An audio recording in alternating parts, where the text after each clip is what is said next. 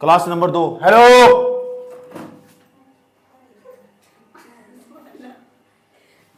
दिखाओ मुझे क्या क्या पढ़ाया मैंने, मिनट दिखा दो पहले। देखो क्या क्या पढ़ा दिया, ध्यान से सुनना अच्छे तरीके से। आरबीआई के बारे में पढ़ाया, वही पढ़ाया, वो तो तुम सामान्य किताब से भी पढ़ सकते हो। इसका यूपीएससी तो दूर दूर तक इस तरह आता नहीं है, ये तो मैंने पढ़ा अभी तक। समझ बात, सामान्य समझ लिख कर इसे तो सब पढ़ते हैं, समझ नहीं बात। है अब जो मैं समझाऊंगा उसको समझना थोड़ा ध्यान से, अच्छे तरीके से। मैंने कहा मेंस में कोई टॉपिक आने वाला नहीं आता, समझ में आया? मेंस में कोई टॉपिक आने वाले, एक बार सवाल पूछा 2016 में, केवल एक मात्र सवाल बैंकिंग से, उसके बाद कोई सवाल नहीं पूछा। हो सकता है इन फ्यूचर पूछ ले, लेकिन बैंकिंग को ना हम इग्नोर नहीं कर सकते। और बैंकिंग में जितनी तेजी के साथ बदलाव हो रहा ना, जितना तेजी के साथ बैंकिंग में बदलाव हो रहा, शायद ही किसी सेक्टर में बदलाव हो रहा। अगर बैंकिंग नहीं समझ पाए ना तुम, बैंकिंग भारतीय अर्थव्यवस्था की रीढ़ की हड्डी, बैंकिंग भारतीय अर्थव्यवस्था की रीढ़ की हड्डी, अगर बैंकिंग को नहीं समझ पाए ना तो समझ जाओ सारे सेक्टर को डुबा देगा। बैंकिंग है क्या चीज, आज से अच्छी तरह समझने की कोशिश करेंगे।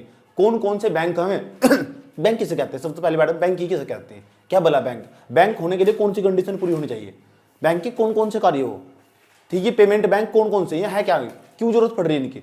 नए नए मैं देखता हूँ नए नए कॉन्सेप्ट आकर खड़े हो के बराबर में, जिसे देखो बैंक की तरफ जा रहा, लोग कहते हैं बैंकिंग में जॉब लग गई उसकी, क्या हो, क्या बैंक की हो, क्या ड्रामा। तो आज सब तमीज से हो सुनोगे, ठीक। तो सुनो ध्यान से, पहला पॉइंट पहले नंबर पर कि किसे कहते हैं बैंक, समझ में आया बात। या बैंक क्यों जरूरी है ये भी बताना चाहिए तुम्हें। अगर भारतीय अर्थव्यवस्था को आगे बढ़ाना ना, तो भारतीय अर्थव्यवस्था में एक बहुत महत्वपूर्ण चीज चाहिए। मैंने तुम्हें बताता, अगर भारतीय अर्थव्यवस्था को गरीबी के दुष्चक्र से बाहर निकालना, तो गरीबी के दुष्चक्र से ब्रेक करने के लिए तो हम चाहिए होगा सबसे पहले नंबर पता क्या चाहिए, पहले नंबर पर हमें चाहिए पूंजी। मैंने तुम्हें बताया था सबसे पहले पूंजी चाहिए। अगर पूंजी निर्माण की दर कैसे बढ़ेगी, सब पूंजी सबसे मेन चीज है। सबसे पहले तुम अपने आप को चलाना चाहते हो, सबसे पहले तुम्हारे हाथ में रोकड़ा चाहिए, इन्वेस्टमेंट चाहिए। इन्वेस्टमेंट करने के लिए चाहिए पैसे, पूंजी। और पूंजी दो प्रकार की हो भारत के अंदर, अगर इन्वेस्टमेंट करना चाहते हो, एक तो घरेलू पूंजी, एक विदेशी पूंजी। तो जो घरेलू पूंजी हो ना, घरेलू पूंजी सस्ती होनी चाहिए और पर्याप्त मात्रा में उपलब्ध होनी चाहिए। सस्ती एवं पर्याप्त पूंजी की व्यवस्था, ये मैंने सब नोट्स में पहले पढ़ा रखा था। सस्ती एवं पर्याप्त पूंजी की जो व्यवस्था ना, वो उपलब्ध होनी चाहिए। अगर देश को आगे बढ़ाना, तो देश को गरीबी के दुष्चक्र से बाहर निकालना, तो समझ, देश की अर्थव्यवस्था को सुधारना, तो देश का जीडीपी ग्रोथ बढ़ाना, तो उसके लिए चाहिए सस्ती एवं पर्याप्त पूंजी की व्यवस्था।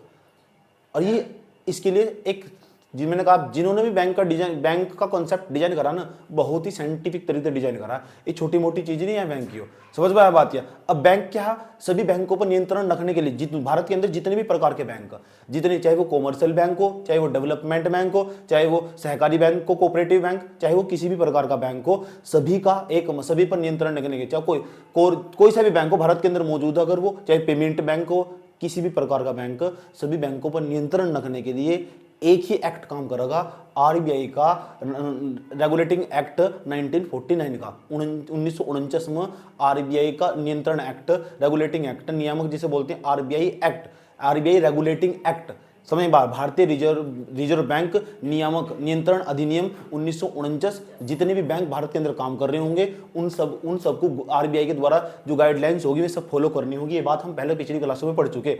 भारत के अंदर जितने भी बैंक मौजूद होंगे, समझ में आई बात यार, ठीक। इतनी बात बता दो, मुझे समझ में आई नहीं है कोई दिक्कत।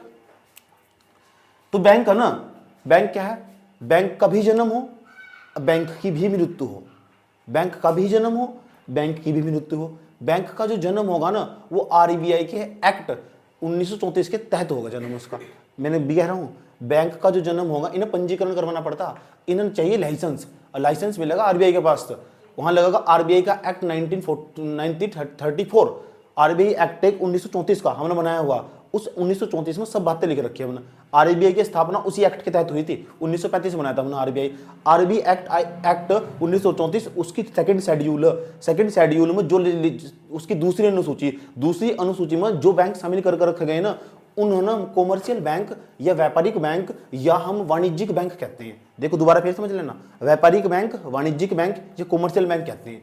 कॉमर्शियल बैंक की खास बात हो, भारत के अंदर तुम जितने बैंक देखते हो ना आसपास, जहां तुम पैसा जमा कर सकते हो, पैसा निकाल सकते हो, पैसा जमा कर सकते हो, पैसा निकाल सकते हो, या बैंक को लोन दे सकता हो, ऐसा जो भी बैंक इस कंडीशन को फॉलो करता होगा, वही अधिकांश मामलों में कॉमर्शियल बैंक कहलाएगा। जब इसके अंदर डेप्थ में जाकर पढ़ेंगे वो अलग केस है, सब यही पढ़ते हैं, समझ बात। जिसका यूपीएससी तक दूर दूर तक कोई रिश्ता नाता नहीं है, मैं इससे बाहर निकल रहा हूँ। ये सब चीजें मैं बाद में पढ़ा दूंगा कौन कौन सा बैंक का। पहले समझ लो बैंक क्यों जरूरी है, क्या भारतीय अर्थव्यवस्था को भारत को क्या चाहिए? भारत की अर्थव्यवस्था को आगे बढ़ाना तो सस्ती एवं पर्याप्त पूंजी की व्यवस्था चाहिए। तो सस्ती एवं पर्याप्त पूंजी की व्यवस्था चाहिए तो एक तो तुम बाहर जा सकते हो, दूसरे नंबर पर अगर अपने घर में ही अपने घर में ही संपत्ति मिल जा, समझ में आई बात है, तो इससे तो बेहतर कुछ भी नहीं है।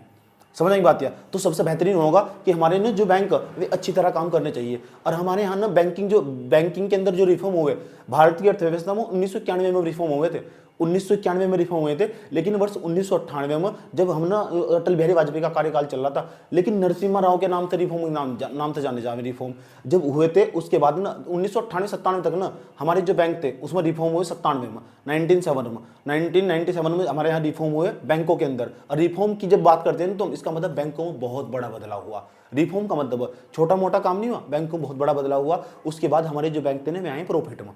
और जब हमारे बैंक प्रॉफिट में, आगे भी समझेंगे पूरी कहानी को, 2002-3 तक हमारे बैंक पूरी तरह प्रॉफिट में आ चुके थे। और जैसे हमारे बैंक ने पूरी तरह प्रॉफिट में आ चुके थे, उसके बाद आज तक हमारे बैंकों ने कभी पीछे मुड़ कर नहीं देखा। समझ में बात है। और हमारे बैंक ना आज बहुत बेहतरीन अच्छी स्थिति में, और वे भर भर कर लोन बांट रहे हैं। समझ में बात है। आर्थिक सर्वेक्षण का डाटा कहता अब तो हमारे बैंक ना रिस्क लेने के लिए तैयार है। अब तो इनका एनपीए भी कम होता चला जा रहा। आर्थिक सर्वेक्षण का डाटा दूसरे चैप्टर में ही लिखा हुआ, समझ में, सेकंड चैप्टर में लिखा हुआ। सेकंड चैप्टर पढ़ोगे ना आर्थिक सर्वेक्षण का, मैं पढ़ता हूँ इकोनॉमिक सर्वे खुद, समझ में आई बात है। तो उसमें लिखा हुआ ये ना अब एनपीए है, एनपीए नॉन परफॉर्मिंग एसेट्स, यानी बैंक ने जो लोन दिया था ना, समझ में आई बात है, वो लोन ना वो कम होता चला जा रहा क्योंकि लोग वापस कर रहे हैं उनका लोन। नॉन परफॉर्मिंग एसेट्स किसे बोल रहे थे? नॉन परफॉर्मिंग एसेट्स से बोल रहे थे उनकी जो एसेट्स थी लेकिन परफॉर्म नहीं कर पा रही। जैसे किसी ने 20 लाख का लोन ले दिया और लोन चुकाने के लिए सक्षम नहीं है, तो 90 दिन के बाद अगर वो वापस नहीं कर पा रहा ना, तो बैंक ऐसा मान लेता उसकी वह बैंक की एसेट थी, परिसंपत्ति थी, परफॉर्म नहीं कर पा रही, इसलिए नॉन परफॉर्मिंग एसेट्स के नाम से जानते हैं। समझ में आया बात है। तो भी हम अच्छी तरह समझेंगे है क्या है, सब चीज़ आराम से परत दर परत खोल लेंगे, उस लेवल तक पहुंचा जहाँ तक हमारा एग्जाम। समझ में आया बात है। उस दिशा में दौड़ना, उसमें दौड़ना, भेड्डा चाल में आया ठाए लिखने शुरू कर दो, उसको बात बहुत दूर की बात है भी, पहले समझना आप, क्योंकि अगर समझ नहीं पैदा होने की फिर क्या करोगे। समझ में आई बात है। इतनी समझ पैदा होनी चाहिए कि तुम्हें बिना कॉपी पेन के बहुत कुछ पता रहा, और वही तो चाहिए उसे कि बिना कॉपी पेन के तुम्हें सब पता रहना चाहिए। समझ बात है। अगर लिखना ही हो तो फिर तो किताब में लिख लो, सब कुछ तो लिखा हुआ। इतनी बात बताओ, समझ में नहीं आई, कोई दिक्कत है क्या यहाँ तक? उसके बाद 2001 से, लेकिन दुनिया में ना ग्लोबल फाइनेंस नाम से क्राइसिस आया 2 वर्ष 2008 के अंतर्गत। पूरी दुनिया की ना जो अर्थव्यवस्था थी 2008 के एरा में, जो पूरी दुनिया की अर्थव्यवस्था ऐसा वैश्विक जीडीपी में पूरी दुनिया में गिरावट आई। भारतीय अर्थव्यवस्था तब भी ना 8% की ग्रोथ कर रही थी। सही बात है। पूरी दुनिया में हाईएस्ट ग्रोथ हमारी थी, इतनी तेजी के साथ हम ग्रोथ कर रहे थे। पूरी दुनिया में सबसे तेजी के साथ ग्रोथ हम कर रहे थे। क्यों? क्योंकि हमारे बैंक प्रॉफिट में थे। बैंक को ना भारतीय अर्थव्यवस्था की रीढ़ की हड्डी कह सकते हैं। अगर बैंक काम नहीं करेंगे ना तो समस्याएं खड़ी हो जाएगी। बैंकिंग जो सेक्टर है उसमें बहुत तेजी के साथ बदलाव हो रहा, कभी ये आया, कभी ये आया, कभी आया। और मैं कितना ही बार बताया, अगर तुम अखबार उठाओगे ना, कुछ भी पढ़ लो, समझ एक न्यूज़ पक्का बैंक का मिल जाएगा। आज आरबीआई ने रेपो रेट बढ़ाया, बच्चों को यही समझ में आता रेपो रेट क्या हो। और आज सीआरआर कम कर दिया, ये एसएलआर बढ़ा दिया, बच्चों को समझ में आता क्या हो रहा है, क्यों बढ़ा रहा है, क्या चीज़ है, क्या जरूरत है इसकी। समझ में बात है। आरबीआई को ना बैंकों का बैंक बोलते हैं। समझ, जब किसी बैंक की लिक्विडिटी प्रॉब्लम हो जाना, किसी बैंक को अगर तरलता कैश की कमी हो जा, तो फिर वो सामने खड़ा हुआ। जैसे यस बैंक था ना 2020 में, अप्रैल 2020 में वो दिवालिया होगा। आरबीआई ने कहा टेंशन लेने की जरूरत नहीं है, जिसे इसको खाता था घर में खड़ा हुआ उसके पीछे, आरबीआई ने उसे अपने संपर्क में ले लिया और सपोर्ट करा और उस स्थिति से बाहर निकल गया। इसलिए आरबीआई को हम बैंकों का बैंक बोलते हैं। समझ में आया बात है? ठीक है। इतनी बात समझ नहीं, इतना ही समझना हम किसे कहते हैं कि है क्या भला हो। लेकिन जिस मैंने कहा ये बैंक है ना एक प्रकार का, ये भी एक प्रकार का इंसान है। इसका भी जन्म हो बैंक का और इसकी भी मृत्यु हो, लेकिन जन्म होगा आरबीआई के एक्ट के तहत, जिसका कंपनी का जन्म हो, ऐसा समझ लो, और उसकी मृत्यु भी फिर एक अधिनियम के तहत होगी। तो आरबीआई किसी बैंक का जन्म होगा। बैंक किसे कहते हैं? कॉमर्शियल बैंक है क्या भला? कॉमर्शियल बैंक अगर तुम्हें खोलना, तो कॉमर्शियल बैंक खोलने के लिए तो तुम्हें 5 लाख की पर्याप्त पूंजी होनी चाहिए तुम्हारे पास, तो तुम आराम से बैंक खोल सकते हो। इतनी बात बताओ, समझ में नहीं आई? वो लोग से हम बात में बढ़ेंगे, डोंट वरी, घबराने की जरूरत नहीं है, कोई दिक्कत। तो जितने भारत के अंदर बैंक उन पर एक ही कानून काम करता होगा, banking regulation act 1949, banking regulation act, banking नियंत्रण अधिनियम 1949, जितने भी। अरे किसका एक्ट? आरबीआई का। आरबीआई का एक्ट, आरबीआई का क्या है? एक्ट। एक्ट का मतलब कानून है, उसका नाम क्या है? Banking regulation act 1949। 49 एकमात्र कानून है वो जो बैंकों को अब ना इस कानून को रिप्लेस करा है वर्ष 2013 में। न्यू बैंकिंग कोड आया 2013। समझ नहीं बात यार। अब जो भी बैंक खुलने होंगे ना, जो भी 2013 के बाद जो बैंक खोलने जाएंगे, 2013 तो पहले जितने भी बैंक खोले गए वो समझ जाओ उन पर सब ये वाला अधिनियम काम करता था। अब न्यू बैंकिंग कोड आया 2013 में, मनमोहन सिंह लेकर आए थे new banking code. New banking, लेकिन ये मदर एक्ट को, माता को कभी नहीं भूला जा सकता, चाहे कितने आगे पहुंच जाओ, चाहे कोई भी आ जाए। फिर समझ नहीं बात है। माता पिता, जहां माता पिता की बात आ जाएगी ना, फिर वहां पीछे हट जाने भलाई हो।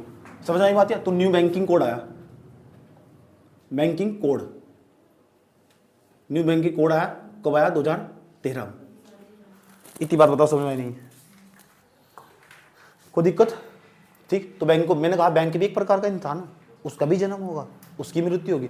वर्ष 2013 तक पहले जितने भी बैंक खोल ले गए ना भारत के अंदर, बैंक जितने भी खोल ले गए, जब मैं बात कर रहा हूँ ना बैंक की, तो समझो कॉमर्शियल बैंक की बात कर रहा हूँ, वाणिज्यिक बैंक। वो वाणिज्यिक बैंक वही पीएनबी वाला बैंक जो जमा स्वीकार कर सकता होगा और दूसरा दूसरों को लोन दे सकता होगा। ये दो मेन काम हो किसी भी बैंक के। समझ नहीं बात? जो जमा स्वीकार कर सकता होगा और दूसरों को लोन दे सकता होगा, किसी भी बैंक के दो मेन काम हो। समझ में आई बात? और तो बैंक का भी क्या होगा? जन्म होगा, और बैंक की भी क्या होगी? मृत्यु होगी। किसके तहत? अधिनियम के तहत। अब कौन सा लगेगा? Banking, new banking code 2013। अब पहले किसके तहत जन्म होता था इनका?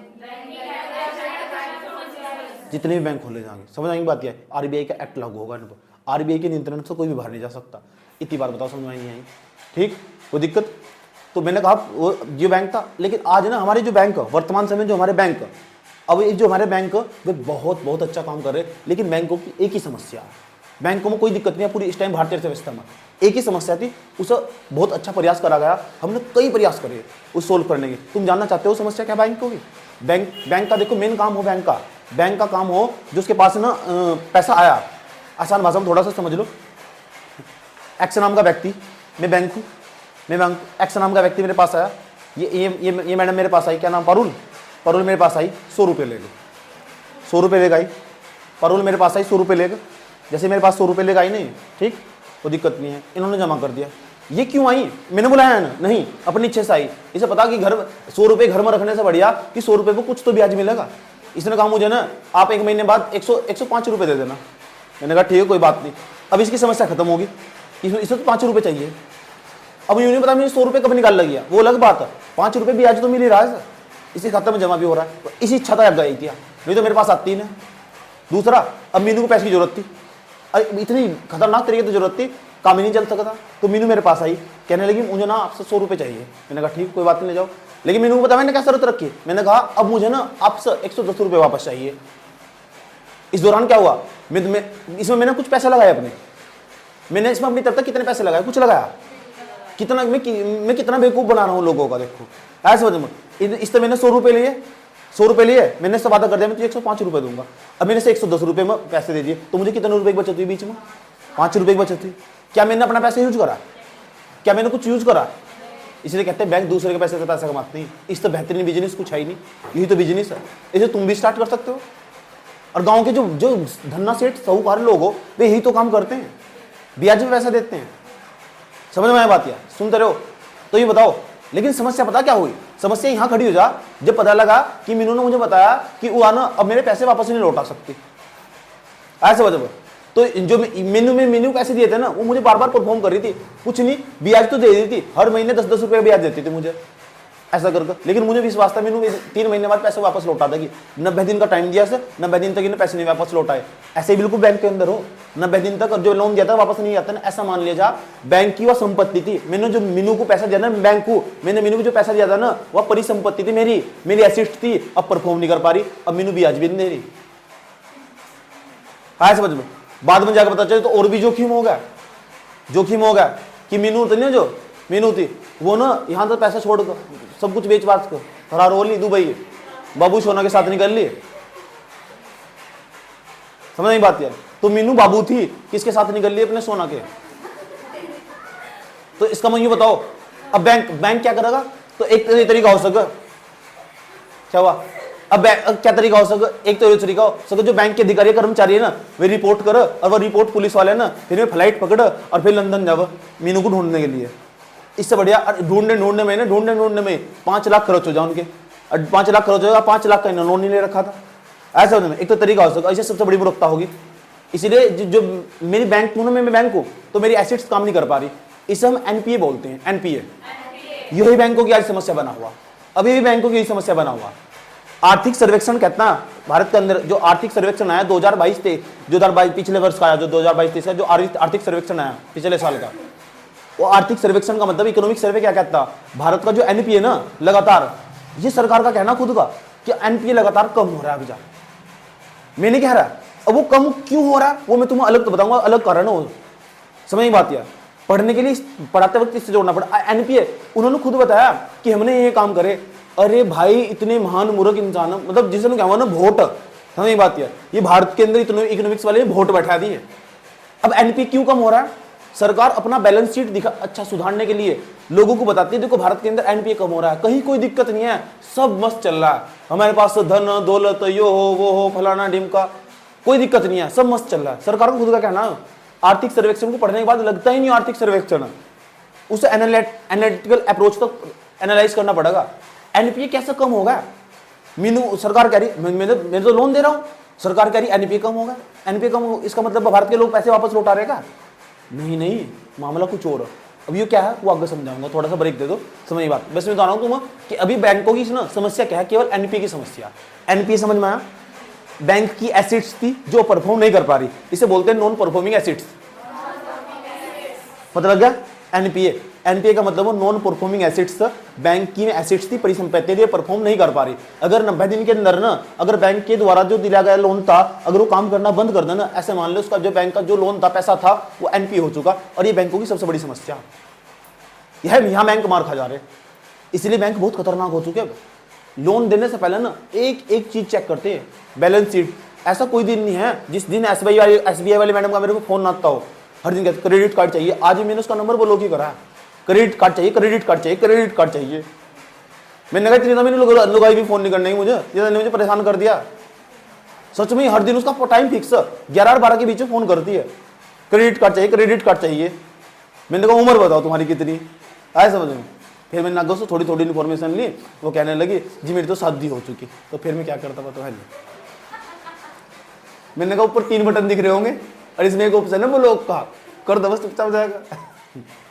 ठीक करा, हाँ क्यों सर में दर्द करना। अब वो मैडम मुझे बार बार फोन करके क्यों कह रही कि क्रेडिट कार्ड चाहिए, क्रेडिट कार्ड चाहिए, ये सब तुम्हारे सिलेबस का हिस्सा, क्रेडिट कार्ड चाहिए, क्रेडिट कार्ड चाहिए, क्यों कह रही मुझे फोन कर? क्या मैं सुंदर हूं? नहीं। क्या मैं हैंडसम हूं? नहीं। इसका क्या मतलब है? क्योंकि बैंक की इच्छा कि उनके पास अधिक से अधिक लोग आओ, पैसे जमा कर, समझ उनके बैंक से जुड़े रहो, क्योंकि मेरा बिजनेस ही से चल रहा है, क्योंकि पारुल मेरे पास आने वाली। और ये दूसरा नंबर पर क्या नाम है इसका, लक्ष्मी, ये सब मेरे पास अपने अकाउंट में पैसे जमा करने वाले सब, इधर वाला पोर्शन। और मैं ना ये जो भिखारी बैठे हुए ना समझ बात, इधर पैसे देने वाला हूँ साइड में। और मैंने मुलान गया नहीं, ये अपनी इच्छा से आगे बढ़े। मैंने अपना कॉन्सेप्ट इस तरह डिजाइन कर रखा, मैं बैंक हूँ, ये अपनी मर्जी से आगे बढ़े, सही बात यार। मैंने बुलाने गया नहीं, इन्हें जरूरत थी, मैंने अपना कॉन्सेप्ट इस तरह डिजाइन कर रखा है। इमरजेंसी आन पड़ी ना, इन्हें पैसे, यही तो बैंक की कलाकारी हो। बैंक समझ में आ रहा? तो बैंक कैसे दूसरों के पैसे कमाती है? ठीक, जरा सोचो, 1 मिनट और सोचो, 1 मिनट के लिए। ये सारे ये पैसे जमा करने आई, ये भी पैसे जमा करने आई, 100 400 500 तक जमा कर दिया इन्होंने इधर। और ये मेरे तो पैसे लेने आ गए, ठीक, 500 रुपया कर दिए। ये इस उद्देश्य के साथ पैसे ले, इनके पास फालतू पैसा था, ये बड़े लोग ऐसे हो, इनके पास फालतू पैसा था, इन्होंने लाकर जमा कर दिया। ये क्या है, ये गरीब लोग, इनकी जरूरत, इसे बॉयफ्रेंड को गिफ्ट देना, ऐसे हो, उसे रिचार्ज भी करवाना फोन का, सही बात है, उसका ताजा हुआ भी मामला सेट, ठीक है। तो भी बात चली रही, तो चैटिंग में कोई प्रॉब्लम नहीं चाहिए, नेट फटाफट डलवाना पड़ेगा ज़्यादा, ठीक। उसे क्या करेगी, कॉपी किताब खरीद रही है, अभी सोची तैयारी करनी चाहिए नहीं करनी चाहिए। और मम्मा जी क्या है, बस मेरे के बारे का सब हो चुका है, इंग्लिश मीडियम वाला मान नहीं रहा, मैं हिंदी मीडियम वाले के साथ बात कर नहीं सकता। तो क्या इन्हें भी लोन चाहिए, इन्हें चाहिए पैसा, इन्हें क्या चाहिए, इन्हें चाहिए ब्याज। ये मेरे पास आते नहीं, कहा क्या ना, हमारे पास भगवान का दिया सब कुछ, धन दौलत सब, ठीक, आप हमारे पैसे रख लो, आप हमारे पैसे रख लो और हमें ब्याज दे देना। मैंने कहा ठीक आ जाओ। क्या मैं बैंक हूँ, इनके घर की बराबर में, इनके गांव की बराबर में आकर खड़ा हुआ मैं, आज समझ में, मैंने नहीं बुलाया, मैं शांत हूं, मौन हूं, ये अपनी मर्जी से आगे बढ़े। मैंने इन्हें भी नहीं बुलाया, ये अपनी मर्जी से आगे बढ़े। आइए, मेरा तो काम ही इस वजह से चल रहा है, ये भी मेरे पास आने चाहिए और ये भी मेरे पास आने चाहिए। मैं बैंक हूं, कौन हूं मैं? लेकिन मेरी समस्या उस दिन समस्या खड़ी हो जाएगी मेरी, जब ये जो नहीं घर वाले हैं मेरा पैसा लेकर भाग जाएंगे, उसे हम क्या बोल लेंगे, एनपीए। अब इतनी बात बताओ, समझ में आई? लेकिन इस दौरान में पैसा कमाता हूं क्या? हाँ, कितना मस्त कॉन्सेप्ट है ना, समझ नहीं बात क्या। लेकिन they are very very risky, समझ में, they are very very risky. इसलिए बैंकिंग के बारे में एक ही बात की जाती है, they are trading on equity. ये एक तरह खतरनाक बिजनेस है ना, इससे बेस्ट कोई बिजनेस नहीं है और इससे जोखिम भरा कोई बिजनेस नहीं है। आया समझ में? तो इकोनॉमिक्स में एक ही बात बोलते हैं, they are trading on equity. ये ना मैंने कहा कुछ ही घंटों में ना किसी भी बैंक की हालत बदतर हो सकती है। इसे आसान भाषा में समझा सकता हूं मैं तुम्हें। कैसे? जरा सोचो, ये 5 के 5 बंदे, अगर मेरे पास आज ही पैसा, मैंने अपना पैसा सारा इन्हें दे रखा है, ब्याज ले रहा हूं मैं इनसे, वही मेरे पास इस टाइम मौजूद है। जरा सोचो, ये 5 के 5 बंदे, इन्होंने प्लान बनाया, किसी ने अफवाह फैलाई, ये बैंक खतरनाक है और ये डूबने वाला बैंक, क्यों? इस बैंक के पास कुछ नहीं है, ये बैंक का जो मालिक है ना, पैसा लेकर भागने वाला। अब बोले तो अभी मेरे पास आई 100 रुपये कार्ड, 100 रुपये ब्याज भी दे दिए, 5 एक साथ पहुंच गए मेरे साथ। और मैंने अपने अकाउंट में झाँक कर देखा, मैं बैंक हूँ, झाँक कर पैसे नहीं है, सबको बताया मैंने अपने कर्मचारी पैसे दिए है, बाहर समस्या खड़ी होगी। और क्या है, बैंक कोई सा भी हो, उसका मतलब 24 घंटे 24x7 पैसा देना ही पड़ेगा। क्यों नहीं है? अब 24 घंटे 7 का मतलब 5 बजे बैंक बंद होगा, एटीएम हो जा, डेबिट कार्ड है, कभी भी निकाल सको। अब तो बटन दबाओ, इधर पैसा ट्रांसफर हो जा, वही काम में बैठे हुए, घर बैठे बैठे 100 रुपये तो इनके ट्रांसफर कर लेगी साइड में। अब इनके पास पेटीएम है, सही बात है, अब इनके पास डेबिट कार्ड है, समझ में आया बात? या अब इन्हें मेरे पास आने की जरूरत नहीं है। इसका मतलब मैं क्या चाहता हूँ, ये कभी मेरे अकाउंट पर पैसा नहीं निकाल रहा, समझ आई बात? या अगर ये मेरे पास आई ना, तो मैं दिवालिया हो जाऊंगा, मैं बर्बाद हो जाऊंगा, लूट जाऊंगा मैं, समझ में आई बात? या तो इसका, तो मैं ना इसी कॉन्सेप्ट पर काम कर रहा हूँ, इसी एजम्पशन पर काम करता हूँ कि ऐसे जितने भी अकाउंट का, जितने भी लोगों का मेरे बैंक में खाता है ना, वे कभी भी एक साथ नहीं आने, क्या आ जाएंगे? सोच तो देखो। लेकिन ऐसा हुआ भारतीय इतिहास में लेकिन ऐसा हो चुका, कोई बैंक हो, उसके कस्टमर एक साथ भारत उसके पैसे निकालने पहुंचने हो, करीब 20 साल पहली बात है। कितनी? एक बैंक, आईसीआईसी बैंक, समझ की बात? या पहले ये पूरा एक शेयर मार्केट के अंदर कंपनी हुआ करता था, फिर बैंक हो, अब तीसरे नंबर का बैंक चल रहा है, बहुत बड़ा बैंक। इसके अंदर ना एक 20 साल पहले अफवाह फैली, मैं इसके अंदर पढ़ रहा था, उसका वीडियो भी देख रहा था, और अफवाह फैली कि आईसीआईसी बैंक है ना जो, वो दिवालिया होगा। और यह बात सुबह की 10 बजे की खबर थी। कितने बजे की? 10 बजे की। उस टाइम पर 20 साल पहले सूचना फैल नहीं सकती, डीडी न्यूज ही देखते थे लोग। जिसका भी पता लगा ना कि आईसीआईसी बैंक दिवालिया, क्या होगा? अच्छा, दिवालिया जानते हो क्या हो? दिवालिया का मतलब उसके पास पैसे संपत्ति सब खत्म हो चुका, समझ बात? है उसके अंदर प्रॉब्लम, समस्या उसके अंदर, समझ बात? है अगर कोई चांस नहीं है ये बैंक तुम्हें प्रॉफिट कमा कर देगा, समझ बात? है जिन्होंने सब पैसे जमा कर रखा है। हम बैंक में क्यों जाते हैं? ज़्यादा से ज़्यादा ब्याज देगा वो, इसे ये मेरे पास क्यों आए थे? मैं ज़्यादा से ज़्यादा ब्याज दूंगा। लेकिन इन्हें मेरे पूरा विश्वास था। अब इन लोग, अब न्यूज़ चल रही कि सोनू भाई जी ना, मतलब सोनू भाई जी जो बैंक, ये तो दिवालिया हो चुका, बर्बाद हो चुका, ये फटाफट आएंगे पैसा निकाल लेंगे। ऐसा पूरे भारत के अंदर ये अफवाह फैली, ये एक ह्यूमर था। और जो ह्यूमर था ना, दोपहर के 2:30-3 बजे तक ना, जो 20 साल पहले पूरे भारत के अंदर जिसका भी आईसीआईसी बैंक में अकाउंट था, सब ने काट कर खाली कर दिया। ट्रक भर के पैसा मंगाना पड़ा, सब कुछ। एटीएम 1986 में बन गया था, एटीएम, डेबिट कार्ड, सब चीज़ें खाली होने स्टार्ट होगी। लंबी लाइन, जहाँ भी आईसीआईसी बैंक था पूरे भारत के अंदर। और शाम तक आते आते सब बैंक खाली हो चुका। आईसीआईसी जो आईसीआईसी बैंक था वो पूरी तरह बर्बाद हो चुका। ऐसा हुआ। फिर बाद में जाकर 3 बजे आकर जो आरबीआई थी, आरबीआई को गाइडलाइन जारी करनी पड़ी। उसने कहा ऐसा कुछ नहीं है कि महज एक ह्यूमर था कि आरबीआई, मैंने कहा आरबीआई बैंकों का भी बैंक, उसकी रिस्पॉन्सिबिलिटी बैंक को बचाना, सही बात है। फिर आरबीआई ने बताया कि ऐसा कुछ नहीं है, फिर उसने आरबीआई को बचाया। और 3 बजे तक जाते जाते, फिर शाम तक जाते जाते, तब जाकर समस्या खड़ी हुई। अगले दिन फिर लोगों को ट्रस्ट होना स्टार्ट, विश्वास हुआ। ऐसा हो चुका। तो बैंक इसी एजम्पशन पर काम करते हैं कि कोई भी व्यक्ति जो भारत के अंदर आने वाला, वो जितने भी उसके कस्टमर उपभोक्ता सारे के सारे जो पैसे जमा कर रखा है, वे एक साथ कभी पैसा निकालने नहीं आने के। और जिस दिन भी आ गए ना, बैंक उस दिन बर्बाद हो जाएगा, चाहे कोई भी बैंक हो। बात समझ में आ रही? बैंकिंग समझ में आ रहा? लेकिन बैंकिंग एक बिजनेस है, इस बात को मत भूलना। और बैंक वाले ना हमेशा दूसरों के पैसे से पैसा कमाते हैं, समझ में आया बात क्या? लेकिन बैंकिंग क्या जरूरी देश की अर्थव्यवस्था के लिए? हाँ, बैंकिंग देश की अर्थव्यवस्था को बहुत जरूरी, क्यों? इस तरह घरेलू एवं सस्ती एवं पर्याप्त पूंजी की व्यवस्था हो। और देश को आगे बढ़ाना ना, तो सबसे पहले पैसा चाहिए, इन्वेस्टमेंट चाहिए, और इन्वेस्टमेंट करने के लिए चाहिए पैसा। और पैसा अगर हमारे घर में से मैनेज हो जाए, इससे बेहतरीन कोई बात नहीं है। तो इसलिए अगर देश की अर्थव्यवस्था को आगे बढ़ाना, तो जो बड़े बड़े स्टार्टअप्स है ना, इन्हें चाहिए पैसा। पैसा ले जाएंगे, लोन लेने जाएंगे, ये बड़े बड़े स्टार्टअप्स बैठे हुए इधर साइड में, समझ बात है। ये मेरे पास आएंगे, मैं बैंक को, अरे ना ये हमारे देश में निवेश करेंगे, ये बिस्कुट की ना, ये गिफ्ट की फैक्ट्री लगागी, वह मोबाइल फ़ोन की फैक्ट्री लगागी साइड में अपनी बॉयफ्रेंड के नाम से, वो साइड में क्या करेगी, वो चैटिंग फैक्ट्री लगागी, सही बात है। धीरे धीरे वो क्या करेगी, कॉपी किताब की दुकान खोल लेगी। और मम्मा जी तो बस ये हो, दिल टूटा ब्रेकअप फैक्ट्री खोल लेगी। इन्हें इन्वेस्टमेंट करना ना, तो इन्हें इन्वेस्टमेंट करने के लिए भारत के अंदर, भारत की तरक्की करने के लिए यही करेंगी। 14 तारीख को कैसे सेलिब्रेट करना चाहिए, ये सब काम करेंगे। सुन लो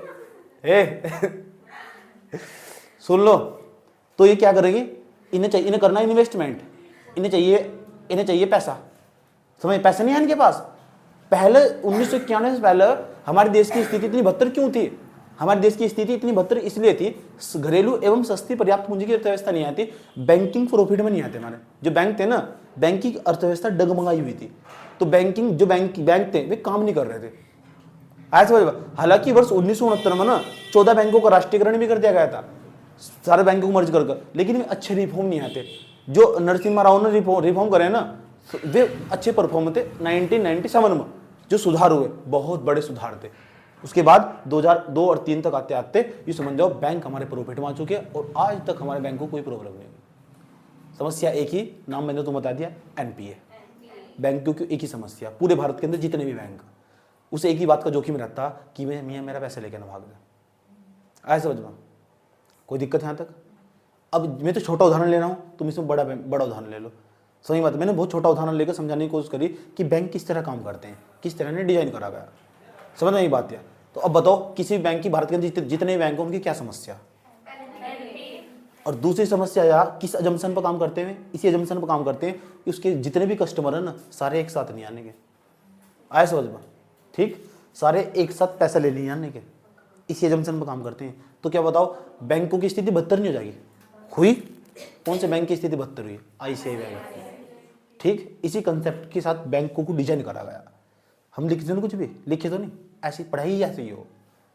आजकल के बच्चों को सुनने का शौक नहीं है, इस तरह लग रहा है जैसे दादा दादी कहानियां सुनाते ना बैठ कर, ऐसा लग रहा है पढ़ाई हो ही नहीं रही, कहानी सुनाई। तुम भी पूरे खो रहे थे। बात बताओ, समझ में नहीं आई? कोई दिक्कत यहां तक? कोई प्रॉब्लम समझ में आया? तो कि बैंक कैसे काम करते हैं, बैंक कौन से एजम्पशन पर काम करते हैं। ठीक है, उसके बाद अब सवाल है बैंकों के क्या कार्य हो। जो बैंक हो, बैंक के क्या कार्य हो, हम किसे बैंक कहोगे? कॉमर्शियल बैंक के क्या कार्य हो, वाणिज्यिक बैंक के क्या कार्य हो, व्यापारिक बैंक के क्या कार्य हो। जब हम बैंक की बात करो तो अधिकांश तरीके तो हम कॉमर्शियल बैंक की बात करेंगे। कॉमर्शियल बैंक कितने हो, बैंक को भी समझेंगे। सही, बैंक होने के लिए कौन सी कंडीशन चाहिए हो, सबसे मेन जरूरी बैंक का क्या कार्य हो। कोई भी बैंक हो, अभी आरबीआई को भूल जाओ, बैंक का क्या कार्य हो, बैंक का कार्य फंक्शन क्या है, क्या तुम बता सकते हो बैंक का क्या कार्य हो?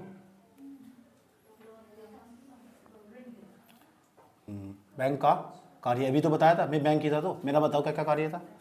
पहले नंबर पर जितने भी बैंक के कार्य है ना, दुनिया में जितने भी बैंक के कार्य है, सारे कार्यों को मैंने ना सुविधा के लिए 2 भागों में बांट दिया। एक तो प्राइमरी फंक्शन, एक सेकेंडरी फंक्शन, एक प्राथमिक कार्य, एक द्वितीयक कार्य, बैंक के फंक्शन। और आज तो मैं देखता हूँ ना, समझ बात है, आज तो मैं तो उस युग का व्यक्ति हूँ जो बैंक को सदियों से देख रहा हूँ। जितने तुम बैठे हो सबसे पहला अकाउंट होगा मेरा बैंक में, और इतनी तक मुझे जानकारी, सबसे पहला अकाउंट होगा मेरा जान में बैंक के अंदर। और बैंक के अंदर ना ऐसा कोई सा तो बैंक होगा भारत के अंदर जिसमें मेरा अकाउंट नहीं रहा हो, कोई सा भी बैंक नहीं है भारत के अंदर जिसमें मेरा अकाउंट नहीं रहा हो। समझ बात है। बैंक बाद में खोला, मैंने सबसे पहले मैं ही था उसका होल्डर, से उसका शेयर होल्डर ही मैं सबसे पहले। बैंक बाद में खोला, सबका तो मैंने आनंद उठाया, सबके मैंने सब जितने बैंक, चाहे वो एक्सिस बैंक हो, जितने बैंक मौजूद थे भारत के अंदर, सब में मेरा अकाउंट रहा। समझ में आया बात है? ठीक, तो मैंने से बहुत सेक्टर को बहुत करीब से देखा हुआ, समझ में आया बात है? आ जाओ देखते हैं बैंक का क्या कार्य है। तो बैंक में जितने भी कार्य हो रहे, चाहे कोई सा भी बैंक हो, कोई सा भी बैंक हो, कॉमर्शियल बैंक की बात कर रहे हैं, कॉमर्शियल बैंक समझ रहे तुम, वाणिज्यिक बैंक, वाणिज्यिक बैंक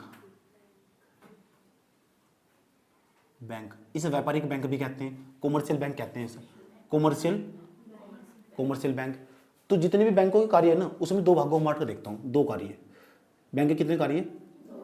अब दो कार्य। अब दो कार्य के, एक तो प्राथमिक कार्य, प्राथमिक, एक द्वितीयक कार्य, इसे बोलो प्राइमरी फंक्शन।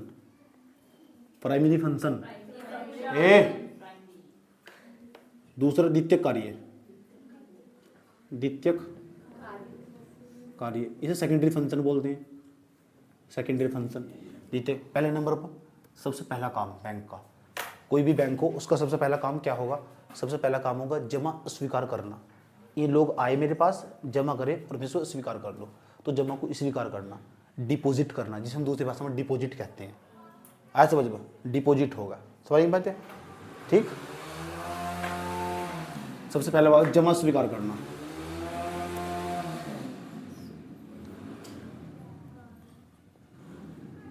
जमा स्वीकार करना, समझ गए ना? तुम बैंक में आओ, पैसे जमा करो। दूसरा क्या होगा? ऋण देना। बताओ क्या होगा? ऋण देना। ऋण मतलब लोन, ऋण देना। ये बैंक के दो प्राथमिक कार्य है। अगर किसी को तुम बैंक कहोगे ना, अब द्वितीय कार्य में क्या क्या आएंगे? आजकल मैंने सुना कि बैंक ना अब एटीएम कार्ड देना स्टार्ट कर दिया। वो बैंक का प्राथमिक कार्य नहीं है, वो द्वितीय कार्य होगा। इसका लिस्ट बहुत लंबा। अब मुझे बताओ, लोग बताते हैं कि बैंकों ने डेबिट कार्ड देना स्टार्ट कर दिया। इस डेबिट कार्ड मेरे पास 2007-8 से ही है, डेबिट कार्ड ही हो। और डेबिट कार्ड क्या हो पता तुम्हें? डेबिट कार्ड क्या हो? डेबिट कार्ड को हम बोलते हैं एटीएम को। एटीएम वाला जो कार्ड हो उसे डेबिट कार्ड बोलते हैं, समझ बात है? और जैसे डेबिट कार्ड तुम लगाते हो ना सर, तो इतने पैसे डेबिट हुए। डेबिट होने का मतलब डेबिट कार्ड लगाए, पैसे निकाले, तुम्हारे खाते में पैसे होंगे तो तभी पैसे निकलेंगे, मतलब नहीं तो निकल नहीं सकते पैसे। दूसरे लोग बताते हैं कि लोग जो बैंक है ना, बैंक को मुझे तो क्रेडिट कार्ड देना भी स्टार्ट कर दिया। तो बैंक क्या काम कर रहा है? डेबिट कार्ड बांट रहा है, क्रेडिट कार्ड द्वितीय कार्य मांगे, सेकेंडरी फंक्शन मांगे, जो भी काम कर रहा है। बैंक क्या काम कर रहा है आजकल? बैंक पता नहीं कि अलग अलग टाइप के काम करने स्टार्ट कर दिए बैंकों ने। बैंक की अब एक कार्य नहीं है, दो कार्य नहीं है, अब बैंक के 200 कार्य हो चुके। बैंकों का लिस्ट बहुत लंबा होता चला जा रहा है। बैंक ये, बैंक वो, इस सेक्टर में काम कर रहा है। बैंक शेयर मार्केट का भी काम कर रहा है, बैंक म्यूचुअल फंड का भी काम कर रहा है, एसबीआई, सारे काम कर रही है बैंक यार। बैंक भारत सरकार का भी साथ दे रहा है। तो ये लिस्ट द्वितीय कार्य जो लिस्ट है ना, बहुत लंबा बैंकों का, समझ की बात है। और डेबिट कार्ड पता लगा क्या हो? डेबिट कार्ड क्या हो? अगर तुम्हारे अकाउंट में पैसे होंगे तो उसको तुम कहीं भी निकाल सकते हो 24 घंटे। उस वहाँ जो तुम एटीएम के बाहर जाओगे मशीन के बाहर, 24/7 लिखा हो, उसका यही मतलब है। तुम्हारा पैसा 24 घंटे कभी भी निकाल सकते हो, रात हो, दिन हो, सुबह हो, दोपहर हो, समझ? तुम्हारा पैसा जब तुम डिमांड करोगे जब भी मिलेगा तुम। और बैंक ने इसे कभी भी डिनाई नहीं कर सकता, समझ बात है? बैंक इसे कभी भी डिनाई नहीं कर सकता। इसके खिलाफ तुम एक्शन ले सकते हो। 24 घंटे तुम्हारा पैसा, वो बात अलग है 24 घंटे के लिए एटीएम कार्ड वो लॉक हो जाए, समझ नहीं बात है? वो अलग केस है, समझ में आया बात है? तो 24 तो पहला काम, इसके दो कार्य थे बैंक के। एक तो पहले नंबर पर जमा स्वीकार करना, दूसरा लोन देना, ऋण देना। द्वितीय कार्यों का लिस्ट बहुत लंबा है। मैं आज देखता हूं तो मैंने कहा बैंक के ना हर दिन इसके अंदर रिफॉर्म हो रहे, हर दिन बदलाव हो रहे बैंकिंग के अंदर, और इसके कार्य लगातार बढ़ते चले जा रहे हैं। जहां बैंक पहले केवल दो ही काम करता था, आज बैंक केवल 200 काम करता है, समझ बात है? जहां बैंक पहले 2 ही काम करता था, आज बैंक 200 काम कर रहा है, समझ में आया बात? तो पढ़ने का तरीका देखो, पढ़ने का तरीका क्या है मैंने पहले समझा दिया। मैंने जिस तरह मैं समझाऊंगा ना सर, जिस तरह मैंने नोट तैयार कर रखा है, वो भी एक अलग ही यूनिक तरीका, वो इस तरह डिजाइन कर रखा है मैंने, ताकि यूपीएससी का क्वेश्चन टच करा। और दूसरा, मेंस का क्वेश्चन तो आराम से बैठे बैठे भी लिख दो, अपनी सोच से लिख दो, समझ नहीं बात है? कि पहले बैंक 2 काम करता था, अब 200 काम कर रहा है। बैंक के कार्य को 2 भागों में बांट लिया, सारे कौन लिखेगा बैठकर? एक तो प्राइमरी कार्य, और किसी बैंक को हम बैंक तभी कह सकते हैं नंबर फर्स्ट, अगर जो 2 काम करता हो, नहीं तो बैंक ही नहीं है वो। अगर ये 2 काम करता हो ना बैंक, तो ही बैंक हो, नहीं तो बैंक ही नहीं है। जैसे मैं तुम्हें एक बात बताता हूँ, तुमने नाम सुना है उसका, क्या कहते हैं उसका, कॉमर्शियल। तो भेजी, तो एक तुम्हारा बैंक होगा, बैंक की हम बात करें तो कौन सा बैंक है? Commercial bank. एक नाम सुना होगा तुमने पेटीएम का,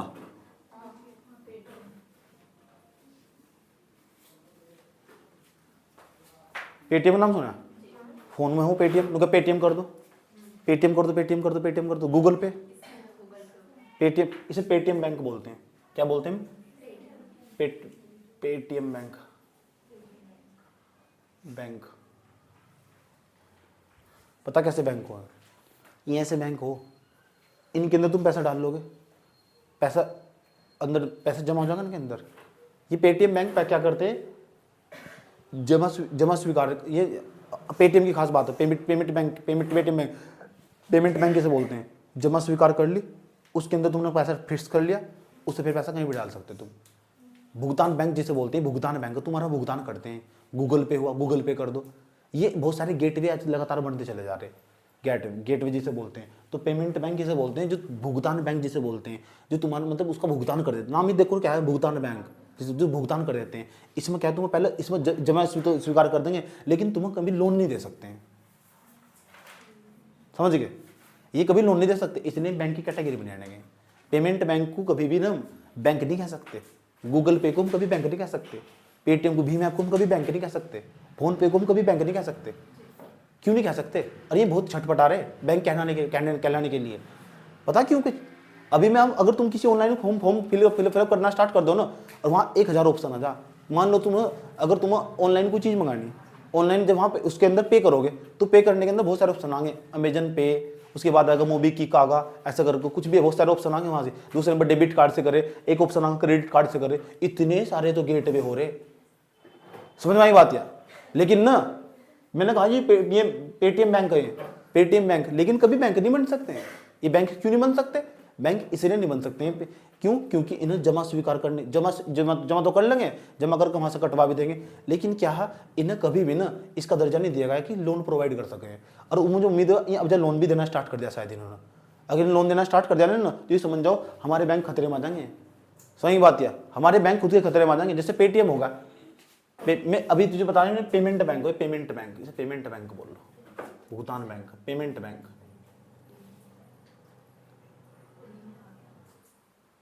इतनी बात बताओ, समझ में नहीं आई? दोबारा फिर समझ लो। जो बैंक होने के लिए कितनी कंडीशन जरूरी? 2। नंबर 1 जमा स्वीकार करता हो, दूसरा लोन देता हो।